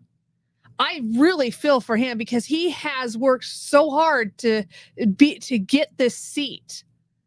Ryan Preece. Ryan Preece. Okay, yes. Son of a bitch. How the hell am I freaking Preece? Yeah. Sorry, Ryan Preece.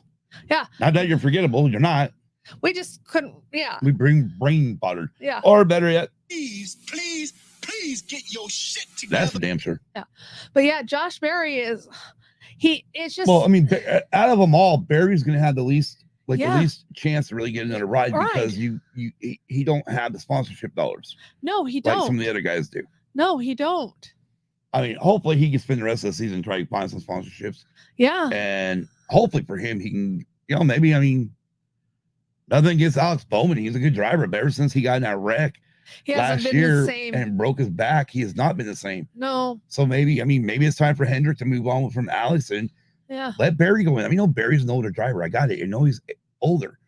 He's not like these young kids coming up. Yeah. But the thing is this, here's the big thing from this. There's 4 charters.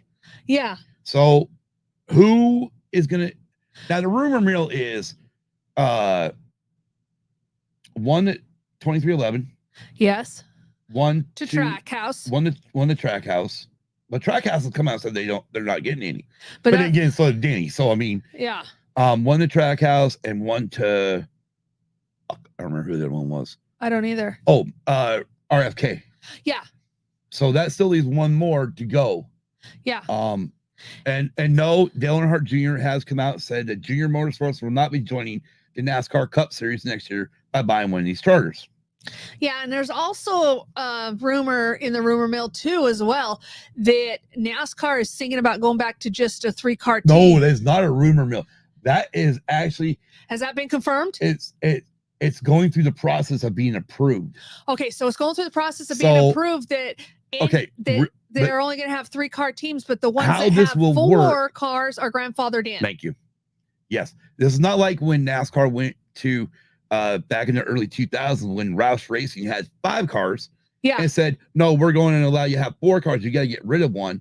Instead of saying, hey, well, you got 5. If you can keep running 5, we'll let you run all 5. Your grandfather in. They didn't do that, but this time they are grandfathered. So it'd be like Hendricks. Keep 4. Gibbs will keep 4. I don't know who all has 4. But I wonder if there's going to be a time limit on this grandfather.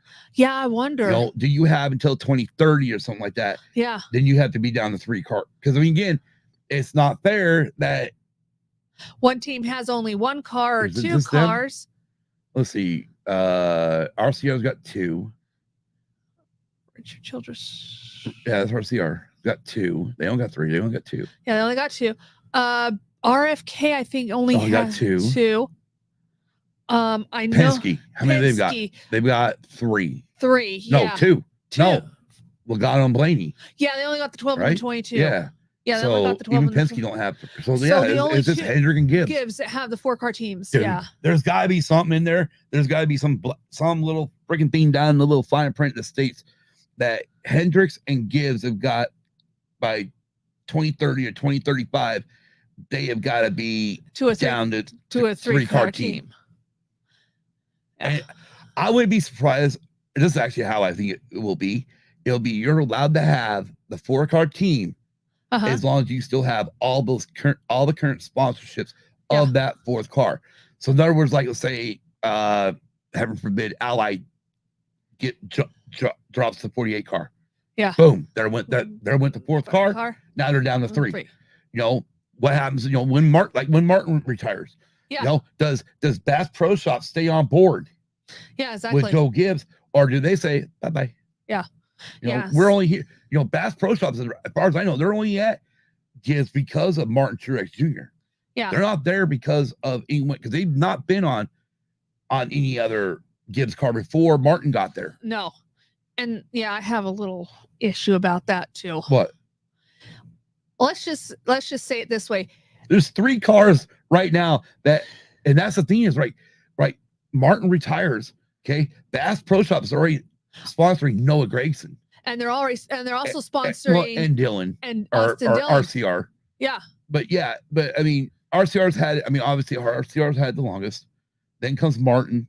Then comes Noah Gragson. Yeah. And to all your fucking fans out there, Who are you talking to? blamed my driver for what? having Trump show up, better do your fucking research, because oh my God, my driver is a Bass Pro Shops, but he had nothing to do with it. Oh my God, There's two other cars that has that on there. Do your research. Why are you even bringing it the fuck up? Because people shut them up in Twix, okay? People pointed it out. No, that was RCR. It wasn't fucking Martin Truex Jr. It just happened to be that when this person got on top of the fucking pit box, they just happened to be showing a picture of Martin Truex Jr. on TV. Well, I don't like them blaming my driver. Okay, who gives a fuck? I do. It doesn't matter. People shut him down on Twix. Okay? All right? Fine. Good. It's like, I mean, okay. So real quick, here's the 2 things. The reason why I think Stewart-Haas Racing is closing. 1, yes. Tony Stewart has been a part of NHRA for the last 2 to 3 years. 3 years. He owns the team there now, and that's what his focus on. His wife Leah drives for the team, and now he drives for the team. Tony's got he don't care about NASCAR anymore. He's stated this thousands of times for the last 4 or 5 years. Yeah, he wants to move on. He wants to move away from NASCAR and go on to another chapter in his life. And then Gene Haas has the F1 team. Look at her. She's holding it. She's holding it. Let the hate flow through you. This is what I'm going to say. Join the dark side, Kim. Maybe, just maybe, with Stewart-Haas getting out of NASCAR, maybe Gene Haas will concentrate on his F1 team and get the F1 team to where they're actually winning. Hold it.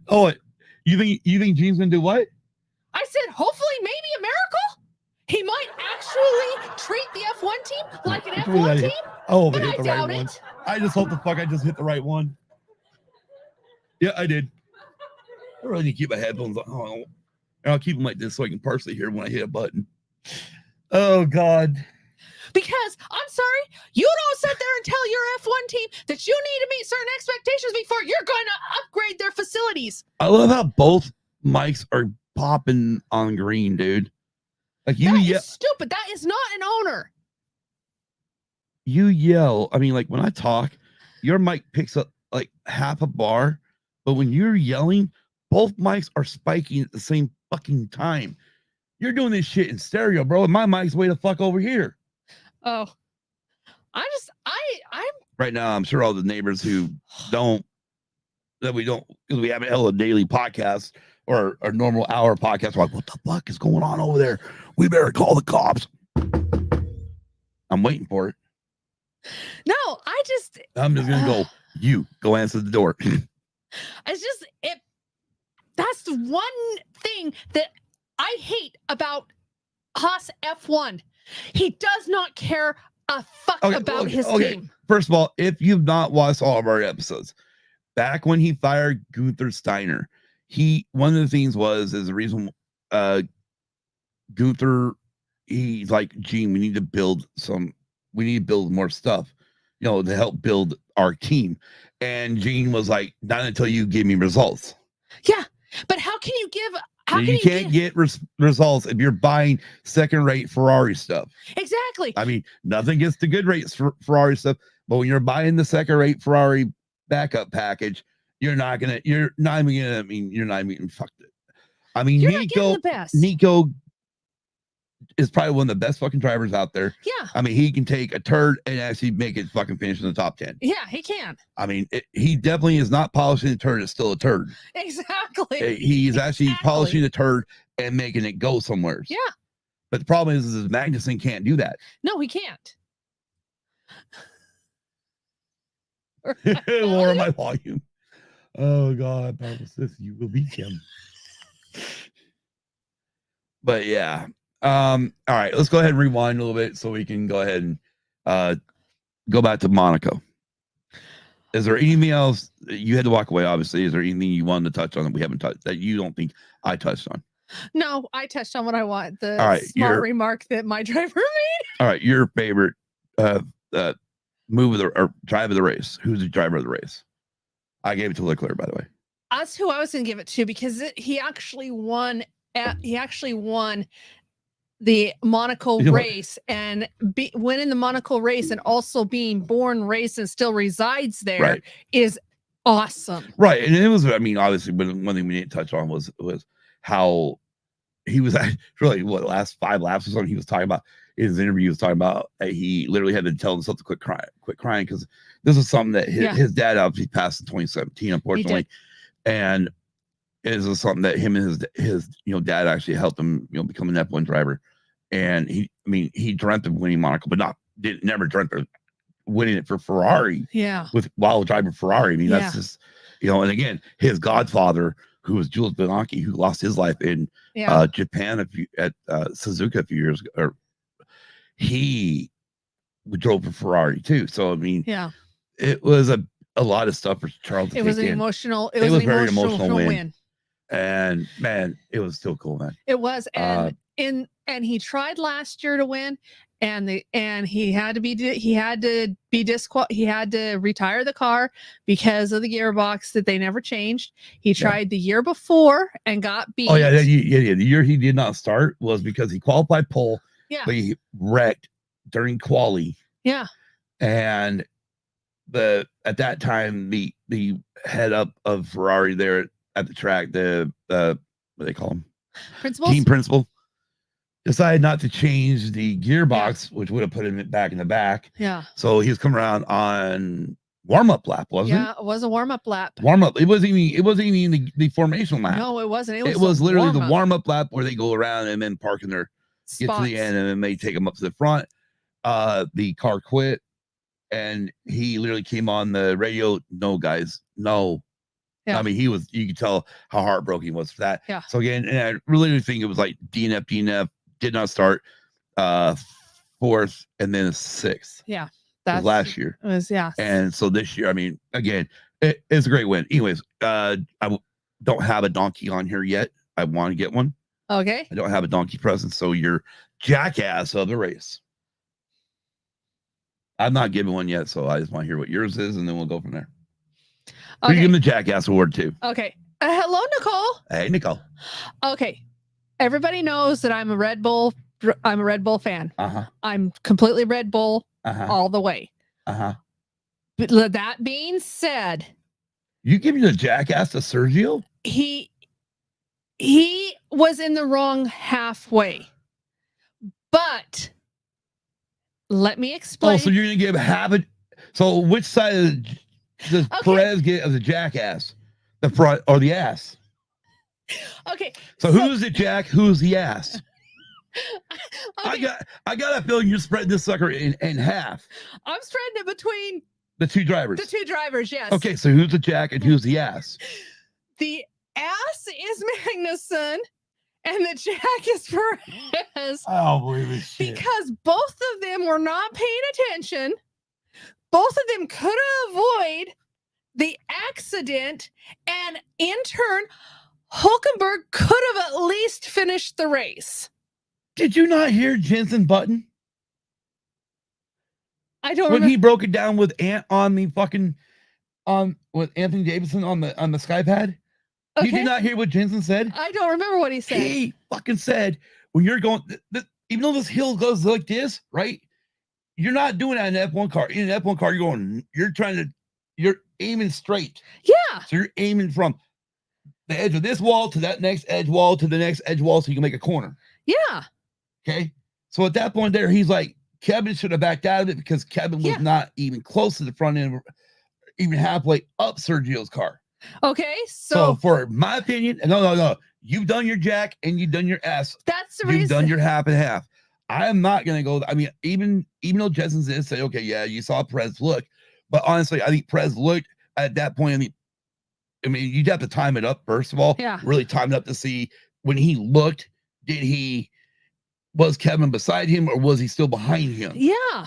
You know, and then he went over. So again, if I'm gonna give it to anybody, I'm gonna give it to the fucking stewards for not. I don't give a shit if it's a lap 1 race incident. Yeah. And actually, no, I am gonna give it to the stewards, but I'm gonna give it to the stewards for the fact that they knew Esteban. My God, Scott. Esteban. Hold on. Please get your shit together. Esteban Ocon was not in the race when they gave him a 10-second penalty. Oh, yeah, I remember that. However, they turned around, and once they realized, oh, he's not in the race, then they come back with a 5-second penalty. I mean, a 5 grade place drop at the next race. Since when? Yeah. I thought it was always 3. Yeah, that's what It's always been 3. Yeah. You got a 10-second penalty. It's a 3 grid place drop. You go back 3 fucking spots, not 5. Yeah, I know. I thought that was pretty. So I'm gonna give it to the fucking stewards because 1, they didn't realize that. I mean, I'm giving the whole jackass, the whole jack. 2, because Kim's over here giving half a jack and half ass. I guess we're gonna have to go figure out somehow. I'm gonna go find a picture of a jackass, put the motherfucker in half, and we'll call it the Jackass Kim's Award because she likes to give halves. Not all the time. Oh, good. Exactly. Right. They were stupid. They weren't paying attention. I mean, yes, I get it. Kevin could got it, but I agree with the stewards. It was a racing incident. Partially 1 because Perez did look over to the right. He knew Kevin was there. We're going to do the good race poll. We are going to get to the good race poll. Okay. Let's move on to Indy. Do you have a jackass for Indy? Actually, no, I do not, because.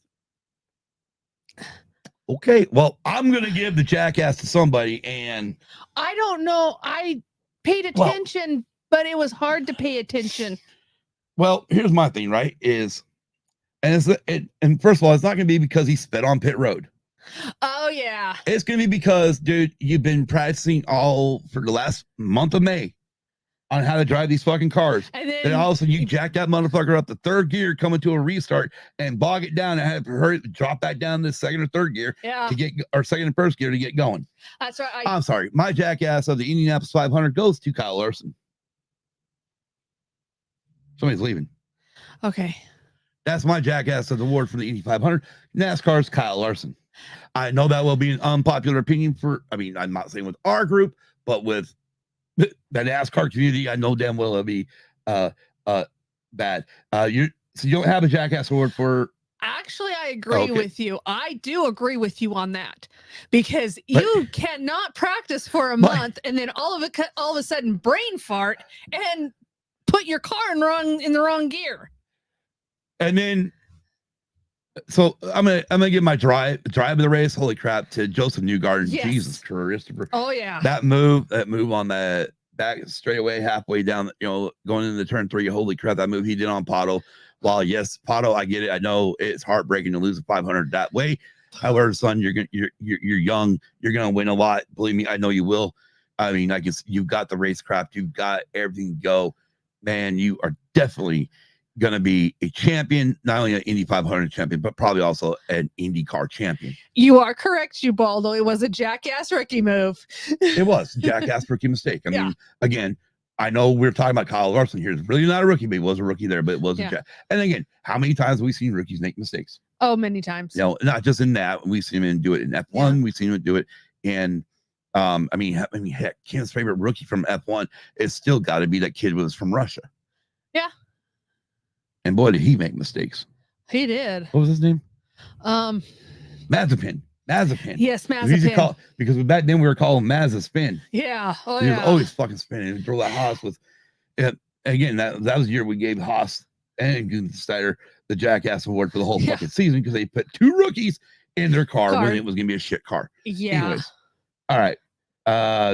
Yeah, Joseph Newgarden is my driver of the race. And I agree with you there because I loved the move that he made right at the last moment to win the race. Oh my God, man. What a race. I mean, again, like I said, Pato, man, you got a lot to come. All righty. NASCAR. Coca-Cola 373.5 miles. 373.5 miles, not 600. Not the marathon race. This is the Coke 600. Not the Coke 600. It's Coke 373.5. You can disagree with me on this. All right, what are you going for? Drive the race or Jackass first? I'm going Jackass first. All right, is this a full Jackass or we're going to go jacking an ass? No, we're going to go full Jackass. That's fair. I'm going to start. It's going to become a new thing now. And we get to Kim with is this going to be a full or a half? No. All right. You can disagree with me, and we'll see. We'll see if I disagree with you or not. If you disagree, but I'm giving it to NASCAR.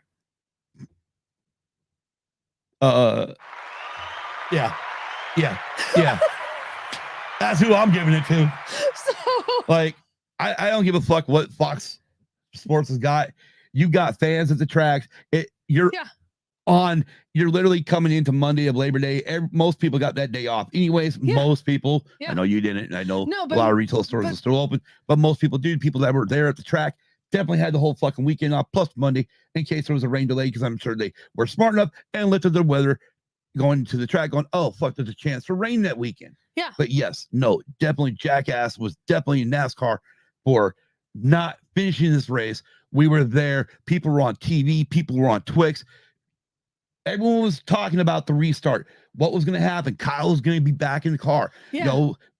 They're going to flip drivers right in there. He's going to start to tail end along the line. But hell, there's still 151 laps to go. What can Larson do? Because guess what?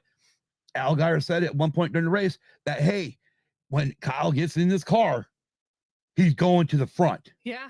Oh, yeah, he did say that. So Allgaier knew he had a good car. Yeah. And he's sitting there saying when Kyle gets here, he's going to the front. Oh, my goodness. Nicole said a friend of mine was there. Nicole ran a block race. Really? Nicole had a friend there. Yeah. Right on. Nicole had a friend there. Oh, that's cool. Yeah. Dang. If I would have known that sooner, I would have actually asked them what they thought about the race being canceled or ended for the rain delay with them being there. Yeah. But man, again, yeah, the fans at home, all the fans at home that were watching on TV were excited. And I know there was fans at the track that were excited because guess what? When they announced Christopher Bell won the race and they took him the victory lane, he got booed. Yeah, he did. It's not like Denny Hamlin win this race. No. This is Christopher Bell. He's a nice kid. Everybody likes him. Yeah, she was working in their green section. Whoa. Oh, okay. She was an employee. Oh, an employee there. Okay. Well, maybe it's a good thing she's not watching our show. Yeah. I mean, I got nothing against Charlotte Motor Speedway. The track facilities itself, they do a great job. This was not on them. No, this was on NASCAR. It was. And I guaranteed they got their hands tied by Fox. Yeah, they did. They did. Fox is like, we're not sticking around until we're not going to show this race until 3 a.m. Eastern, man. We want to go home. Yeah. NASCAR like, okay. Yeah. Let's call it. Yeah. Anyways, good race poll. What's it look like, Kim? Because this good race poll by Jeff Gluck, I guarantee when I voted on it, I know it was like 25% yes and a shitload no's, which I know is all based off of Christopher Bell winning a race. It's not based off any part of the race itself. It is based off that we still had 151 laps to go in the Coke 600 at Charlotte Motor Speedway. Yes, you are correct. Was the Coke 600 a good race? Yes. As of yesterday, he tweeted this 24.4%. 24.4% yes? Yeah. First of all, I'm going to applaud those people for having the balls to sit there and at least say, hey, you know what? We didn't let you in, but you know what? I'm going to vote based on the race. Yes. Okay. Everyone else that voted no voted because of what the fuck happened when we went red. Yeah. And then he says the lowest race in poll since October 2020. Oh, it doesn't give the nose? Yeah, it does give nose after this. Okay. But it says the lowest race in polls since October 2022, Roval, Holy shit. 19.2. Wow. So the Roval's got even, and then, okay, I got a question for you at the end of this thing. I got a question. And then no, 15 of 16 Charlotte races. Oh, does it tell you how much, what no was? All right. Okay, it's on the tail. Well, I mean, you can figure 24.4%. So you subtract that from 100. You're looking at. Well, I mean, like your ball said, 75%, 25% pretty much. I mean, Yeah. 25%. So you're looking at 75% no. Yeah, exactly. Roughly. Yeah. If you really want to know, all you got to do is keep scrolling until you find the actual yes or no's. Oh, yeah, let me read this one real quick. Oh, whoops. Our faces are on here. Shit. Go ahead. We go. Kyle Larson tweeted this too. After it was all over, after the race was called, what I thought, and I quote, what I thought could be one of the best days of my life quickly turned into one of the most disappointing ones I've ever experienced. I hate it for Rick Hendrick, Jeff Gordon, HAG, HEG, Hendrick Motorsports, everyone a part of the 5 team, everyone on the 17 IndyCar, for speeding, my family, my friends, my fans, and the documentary crew that has followed along the journey the past 8 months. So much time, money, and effort went into this experience, and it just kills me to have it all end the way it did. I feel like I let so many people down. We knew all along weather could throw a wrench into things, but seeing it come to reality is a horrible feeling. Up until Sunday, it was truly one of the greatest experiences of my life. I can't describe how appreciative I am of everyone's support of me to live out a dream. I hope it's not the last opportunity I have to try the double, but if it is, I guess it was memorable. Thank you to everyone at Arrow McLaren, Indianapolis Motor Speedway, and all the competitors there for making me feel welcomed, ready to get back on the track now and get refocused on winning a second championship for our team, Kyle Larson. Yeah. Which we're gonna get to here in a minute. 70. Okay, so 24% and 76% no. Yeah. Roughly. All right. Anyways, but yeah. I can honestly tell you, I voted no because I hated the way the race finished. And I mean, honestly, it wasn't. I think if you get the stage racing out of there, it would have been a good one. I think you get. We got to be able to just go as soon as they cross the line for the stages. NASCAR should be able to go bump all the way to 10th with the points and keep racing like we used to. Yeah. I'm sorry. That's where I'm old school. I get it. People don't want to watch a 600-mile race play out 600 laps, whatever the hell fucking many laps it is. But I do. I want it because you know what? You stop all the extra cautions for stage breaks, and you're getting closer to 380, lap 400. Yeah. I mean, I get the whole pause, seeing lap 200. I get that. I understand that. That I agree with. Well, I do too. They've done it for so many years now. That is part of Charlotte. Yeah, I agree with that too. But I'm with you. Get rid of the damn stages and make the race a race. Just let it be a race. I mean, come on. You can give points, NASCAR. You proved it. Yeah. You did it with road courses. You said, okay, we're going to take away stage breaks. You did it with the road courses. Why not take that logic and do it for the ovals too? Jesus, I should ask you. When I asked you. What? I had something. You was some about the Roval. Oh, so real quick, some things been thrown out, and some fans have actually thrown this out on DBC during their calling. And by the way, if anybody has our former voicemail number saved, get rid of it because we don't have it. I forgot to keep going with it. So I'm sorry. Maybe one of these days I'll actually buy a real extra line for our fucking for the show. And then you can leave it that way, and I can tag it in easily.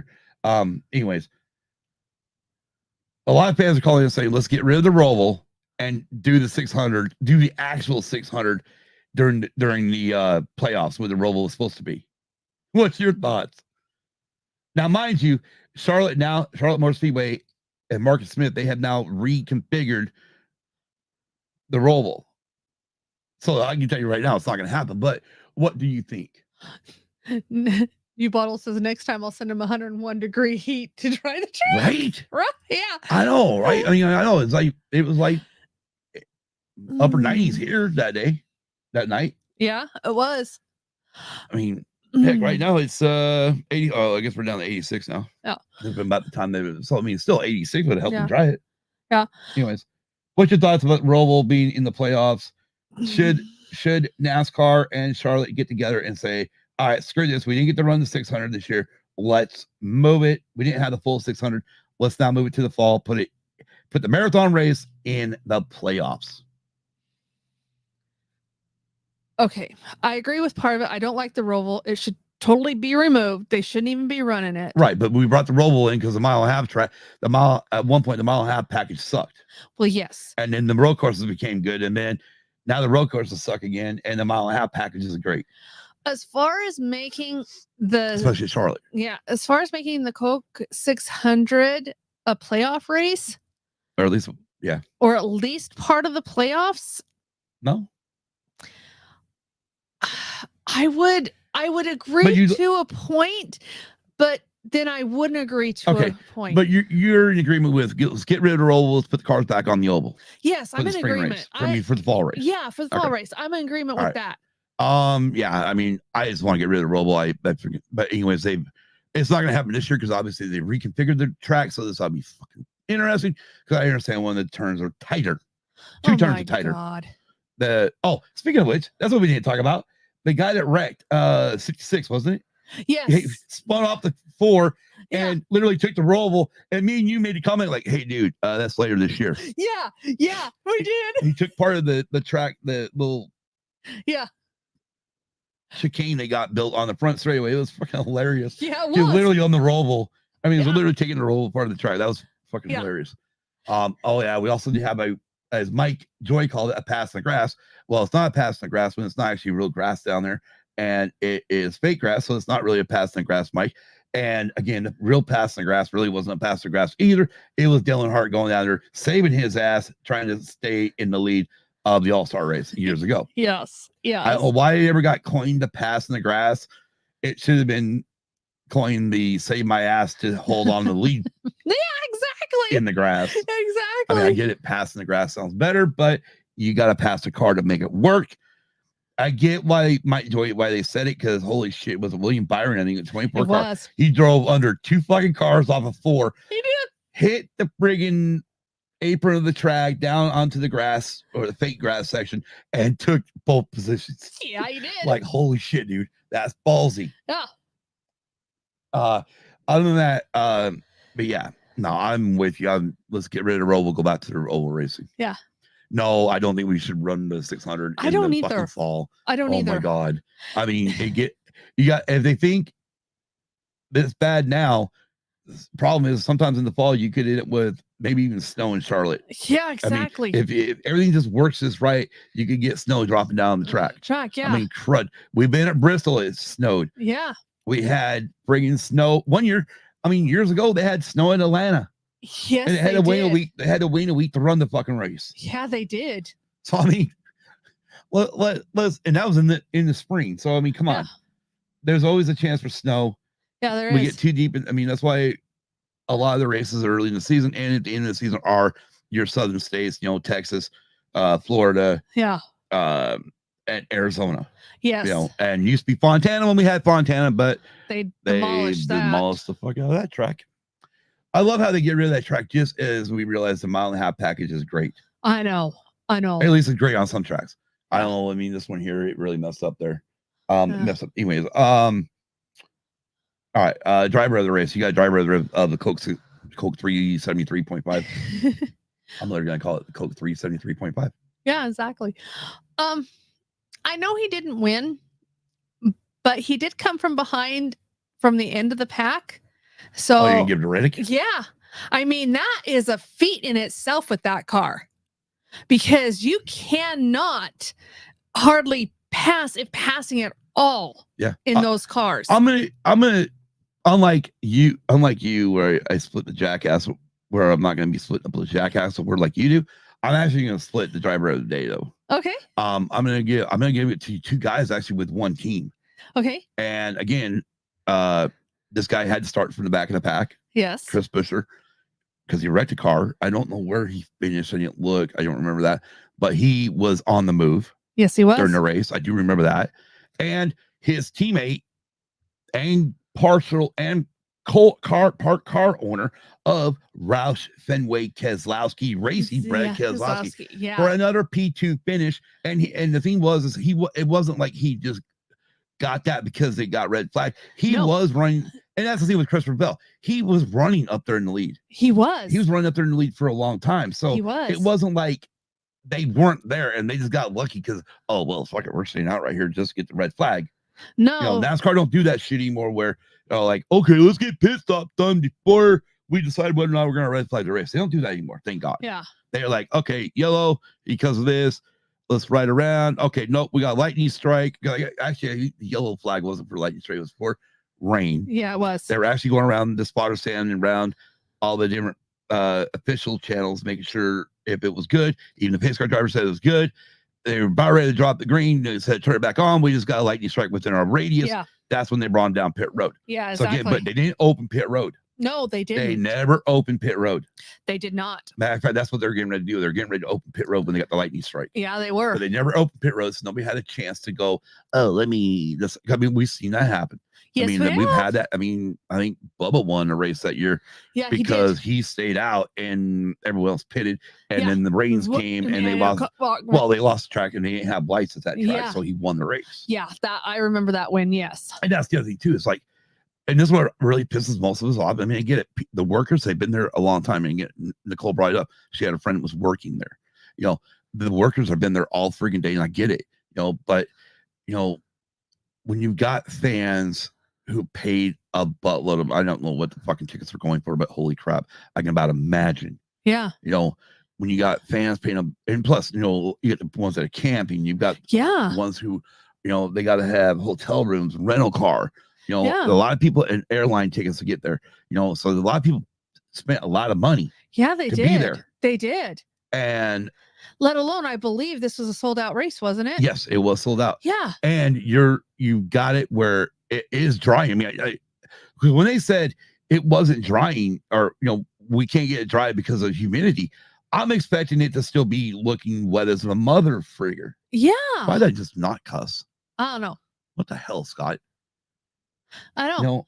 I mean, and then I've seen, and again, I didn't look for them. I mean, obviously, I showed you guys all the one from Christian Espinoza, you know, who lives there at the track, there at the towers, right there in turn one. Yeah. And when I saw his picture, it wasn't his, it was actually pictures earlier.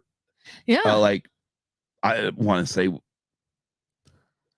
before they even called the race, and people are showing it's drying. Yeah, maybe pit road wasn't completely dry at that point, but again, they called the friggin' race. I mean, I blame it on Fox Sports. I'm not going to blame it on Marcus Smith or Charlotte Motor Speedway, but I blame it on Fox Sports. Yeah, on Fox. Yeah, I do too. On Fox. Fox is the reason why they ended the race. Yeah, even though it was like 3 o'clock in the morning. What are you really showing that early in the morning, Fox? But fucking infomercials. Yeah, exactly. Sorry, you got no programming. Yeah, exactly. It wasn't like, I mean, for us, the worst part for us is we were watching Indy when we were watching Indy 500, our fucking local channel here while watching our cable decided to switch to a local commercial during the race. Yeah. And so I flipped it over to Peacock because I knew it was on Peacock. Yes. And as soon as I get back on Peacock, all of a sudden within 5 minutes of that, I've been getting over there, it goes to a regular commercial break. Like, mother. Yeah. You know, and I was like, really? Yep. And I was really pissed off. And at that point, I know I tweeted to our level. I know they don't look at Twitter half the time. Yeah, I know. I did. I tweeted our local station. I even retweeted from using the views account because I'm like, I'm fucking pissed off, and I want you to know I'm pissed off about this. Yeah. You know what? I'm just reading what Ubaldo said. He said, "Yes, the beast from coming from the back of the pack." Yeah. Real quick, this is what I said on Twitter at 2:34 p.m. on May 26th was. I have to get up here in a minute.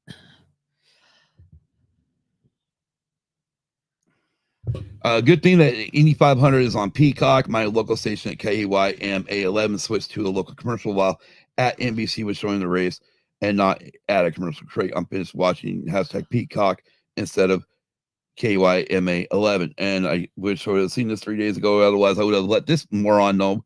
This Canada grass person says, hate to tell you, but those are the same company. Yeah, no shit. I know Big NBC owns Peacock, but Big NBC does not own my local fucking station.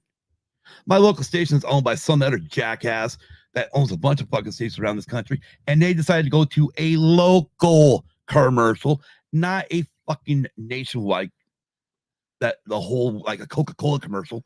They went to a local commercial here. They did. That is here and local to me that you would not get on Peacock. Yeah.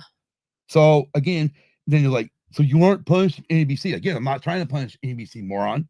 I'm punishing my fucking local Exactly. station. Just like I told Kim, when the point comes along and Spectrum says, hey, you may lose this, I'm gonna tell Spectrum, hey, don't worry about keeping locals. I don't watch their dumb local news because their news channel sucks. I don't got nothing to do with the local channels. Yeah. Fuck them. I got Peacock. Just get rid of it. Yeah, exactly. Don't pay them extra money. We don't need them. We don't need the local channels here. Yeah, exactly. I'll get my news. If I have to get news, I'll get it somewhere else. Yeah, exactly. Anyways, but yeah, this moron continued. So you aren't punishing NBC. In fact, you are rewarding them by paying for their service. Again, I wish I would have seen that. I would have replied that no. Again, I've got no reason to punish NBC. All I want to punish is fucking my local channel. Yeah, which is KYMA. Right. And they are owned by someone else. Yeah, they are. Yes, they pay for an NBC affiliate. Yeah, they do. But they're not part of NBC. No, they're not. So again, this moron was missing. I mean, obviously, fucking Canada grass. So I'm sorry, Sir Charles. No offense. But obviously, they don't understand that we have local news stations here and whatnot. I don't know what they fucking got in Canada either. So I don't know. I don't know. So sorry. Yeah. Not sorry. Anyways, did we cover everything? Yes, we did. Besides, I actually bitched a little bit, but I didn't go up like you. Oh, I just was gonna make a final comment. Okay, final comment on what happened to Kyle Larson. Oh yeah. Okay. Yeah, go ahead. Now, this is just my opinion, and we'll have. I know what question. I have more question to ask you. I know what it is. And I know we're not going to know for sure until next year. But with this situation. Okay, hold on. Before you go there, pump the brakes on that. Hold your thought on that. Okay. Let me ask you this question. Kyle Larson right now needs a NASCAR waiver to compete for the championship at the end of this season. Right now, he is not championship eligible because he missed a start in a NASCAR race. He needs to get a waiver from NASCAR because he did not start the race. Do you feel, you've been a fan of this sport for at least 10 years, do you feel he deserves a waiver to be able to race for the championship? Yes, I do, and I'll tell you why. Okay.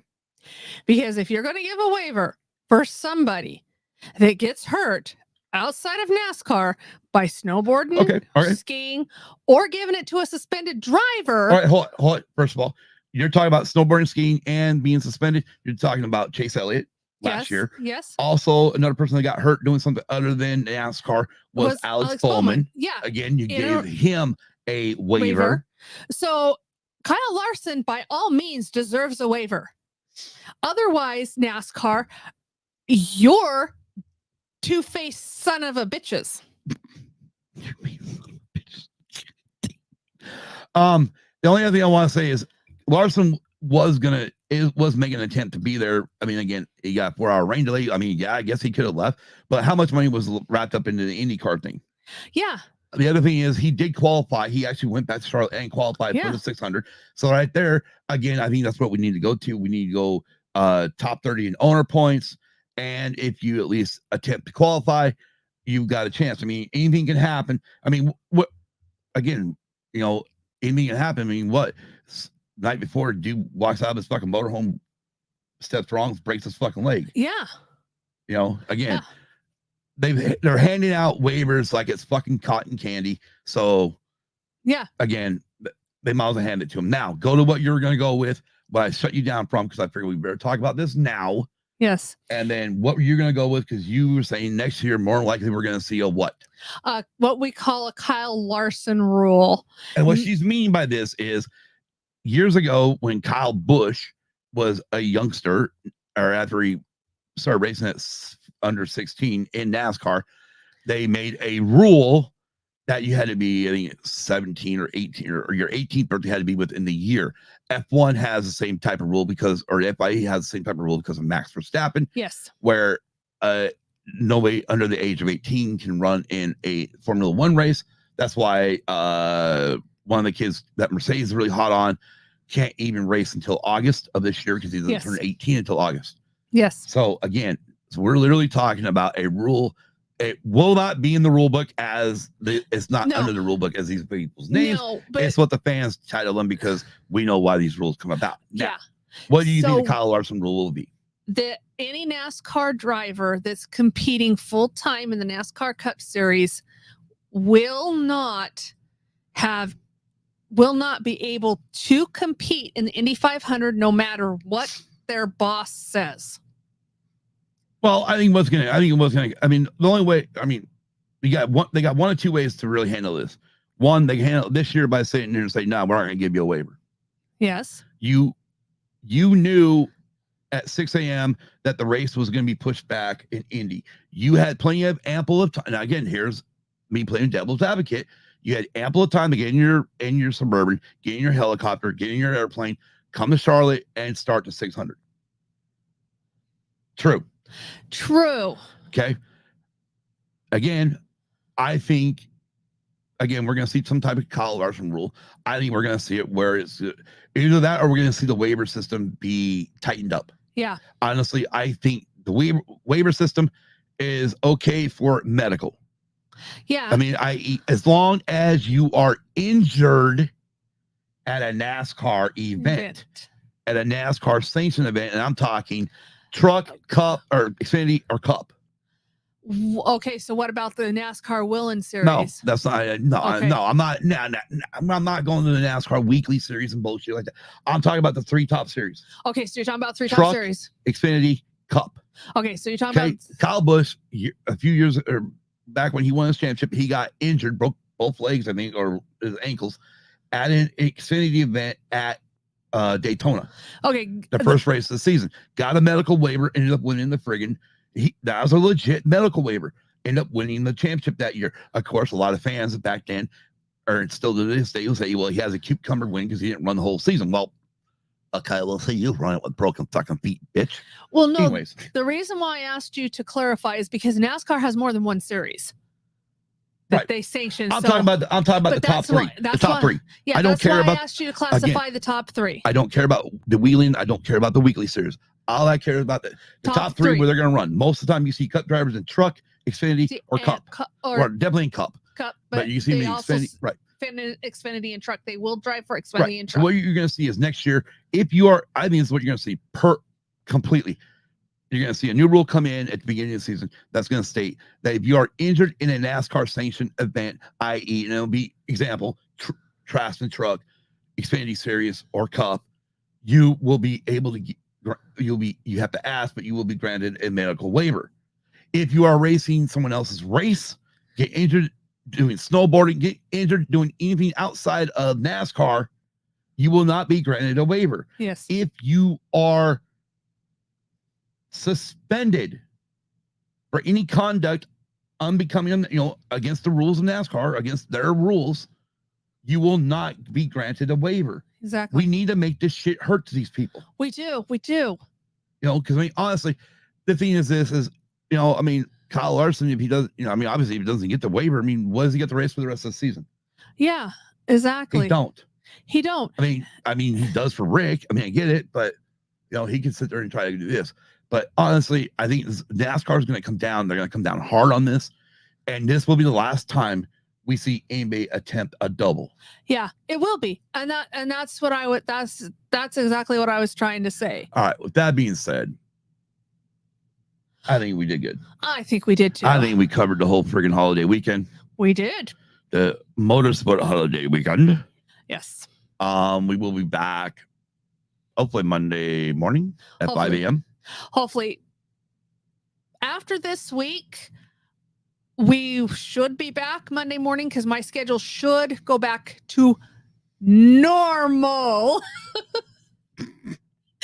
Quote unquote Yes. normal. Mm-hmm. Sure. But yeah, that's why I did this.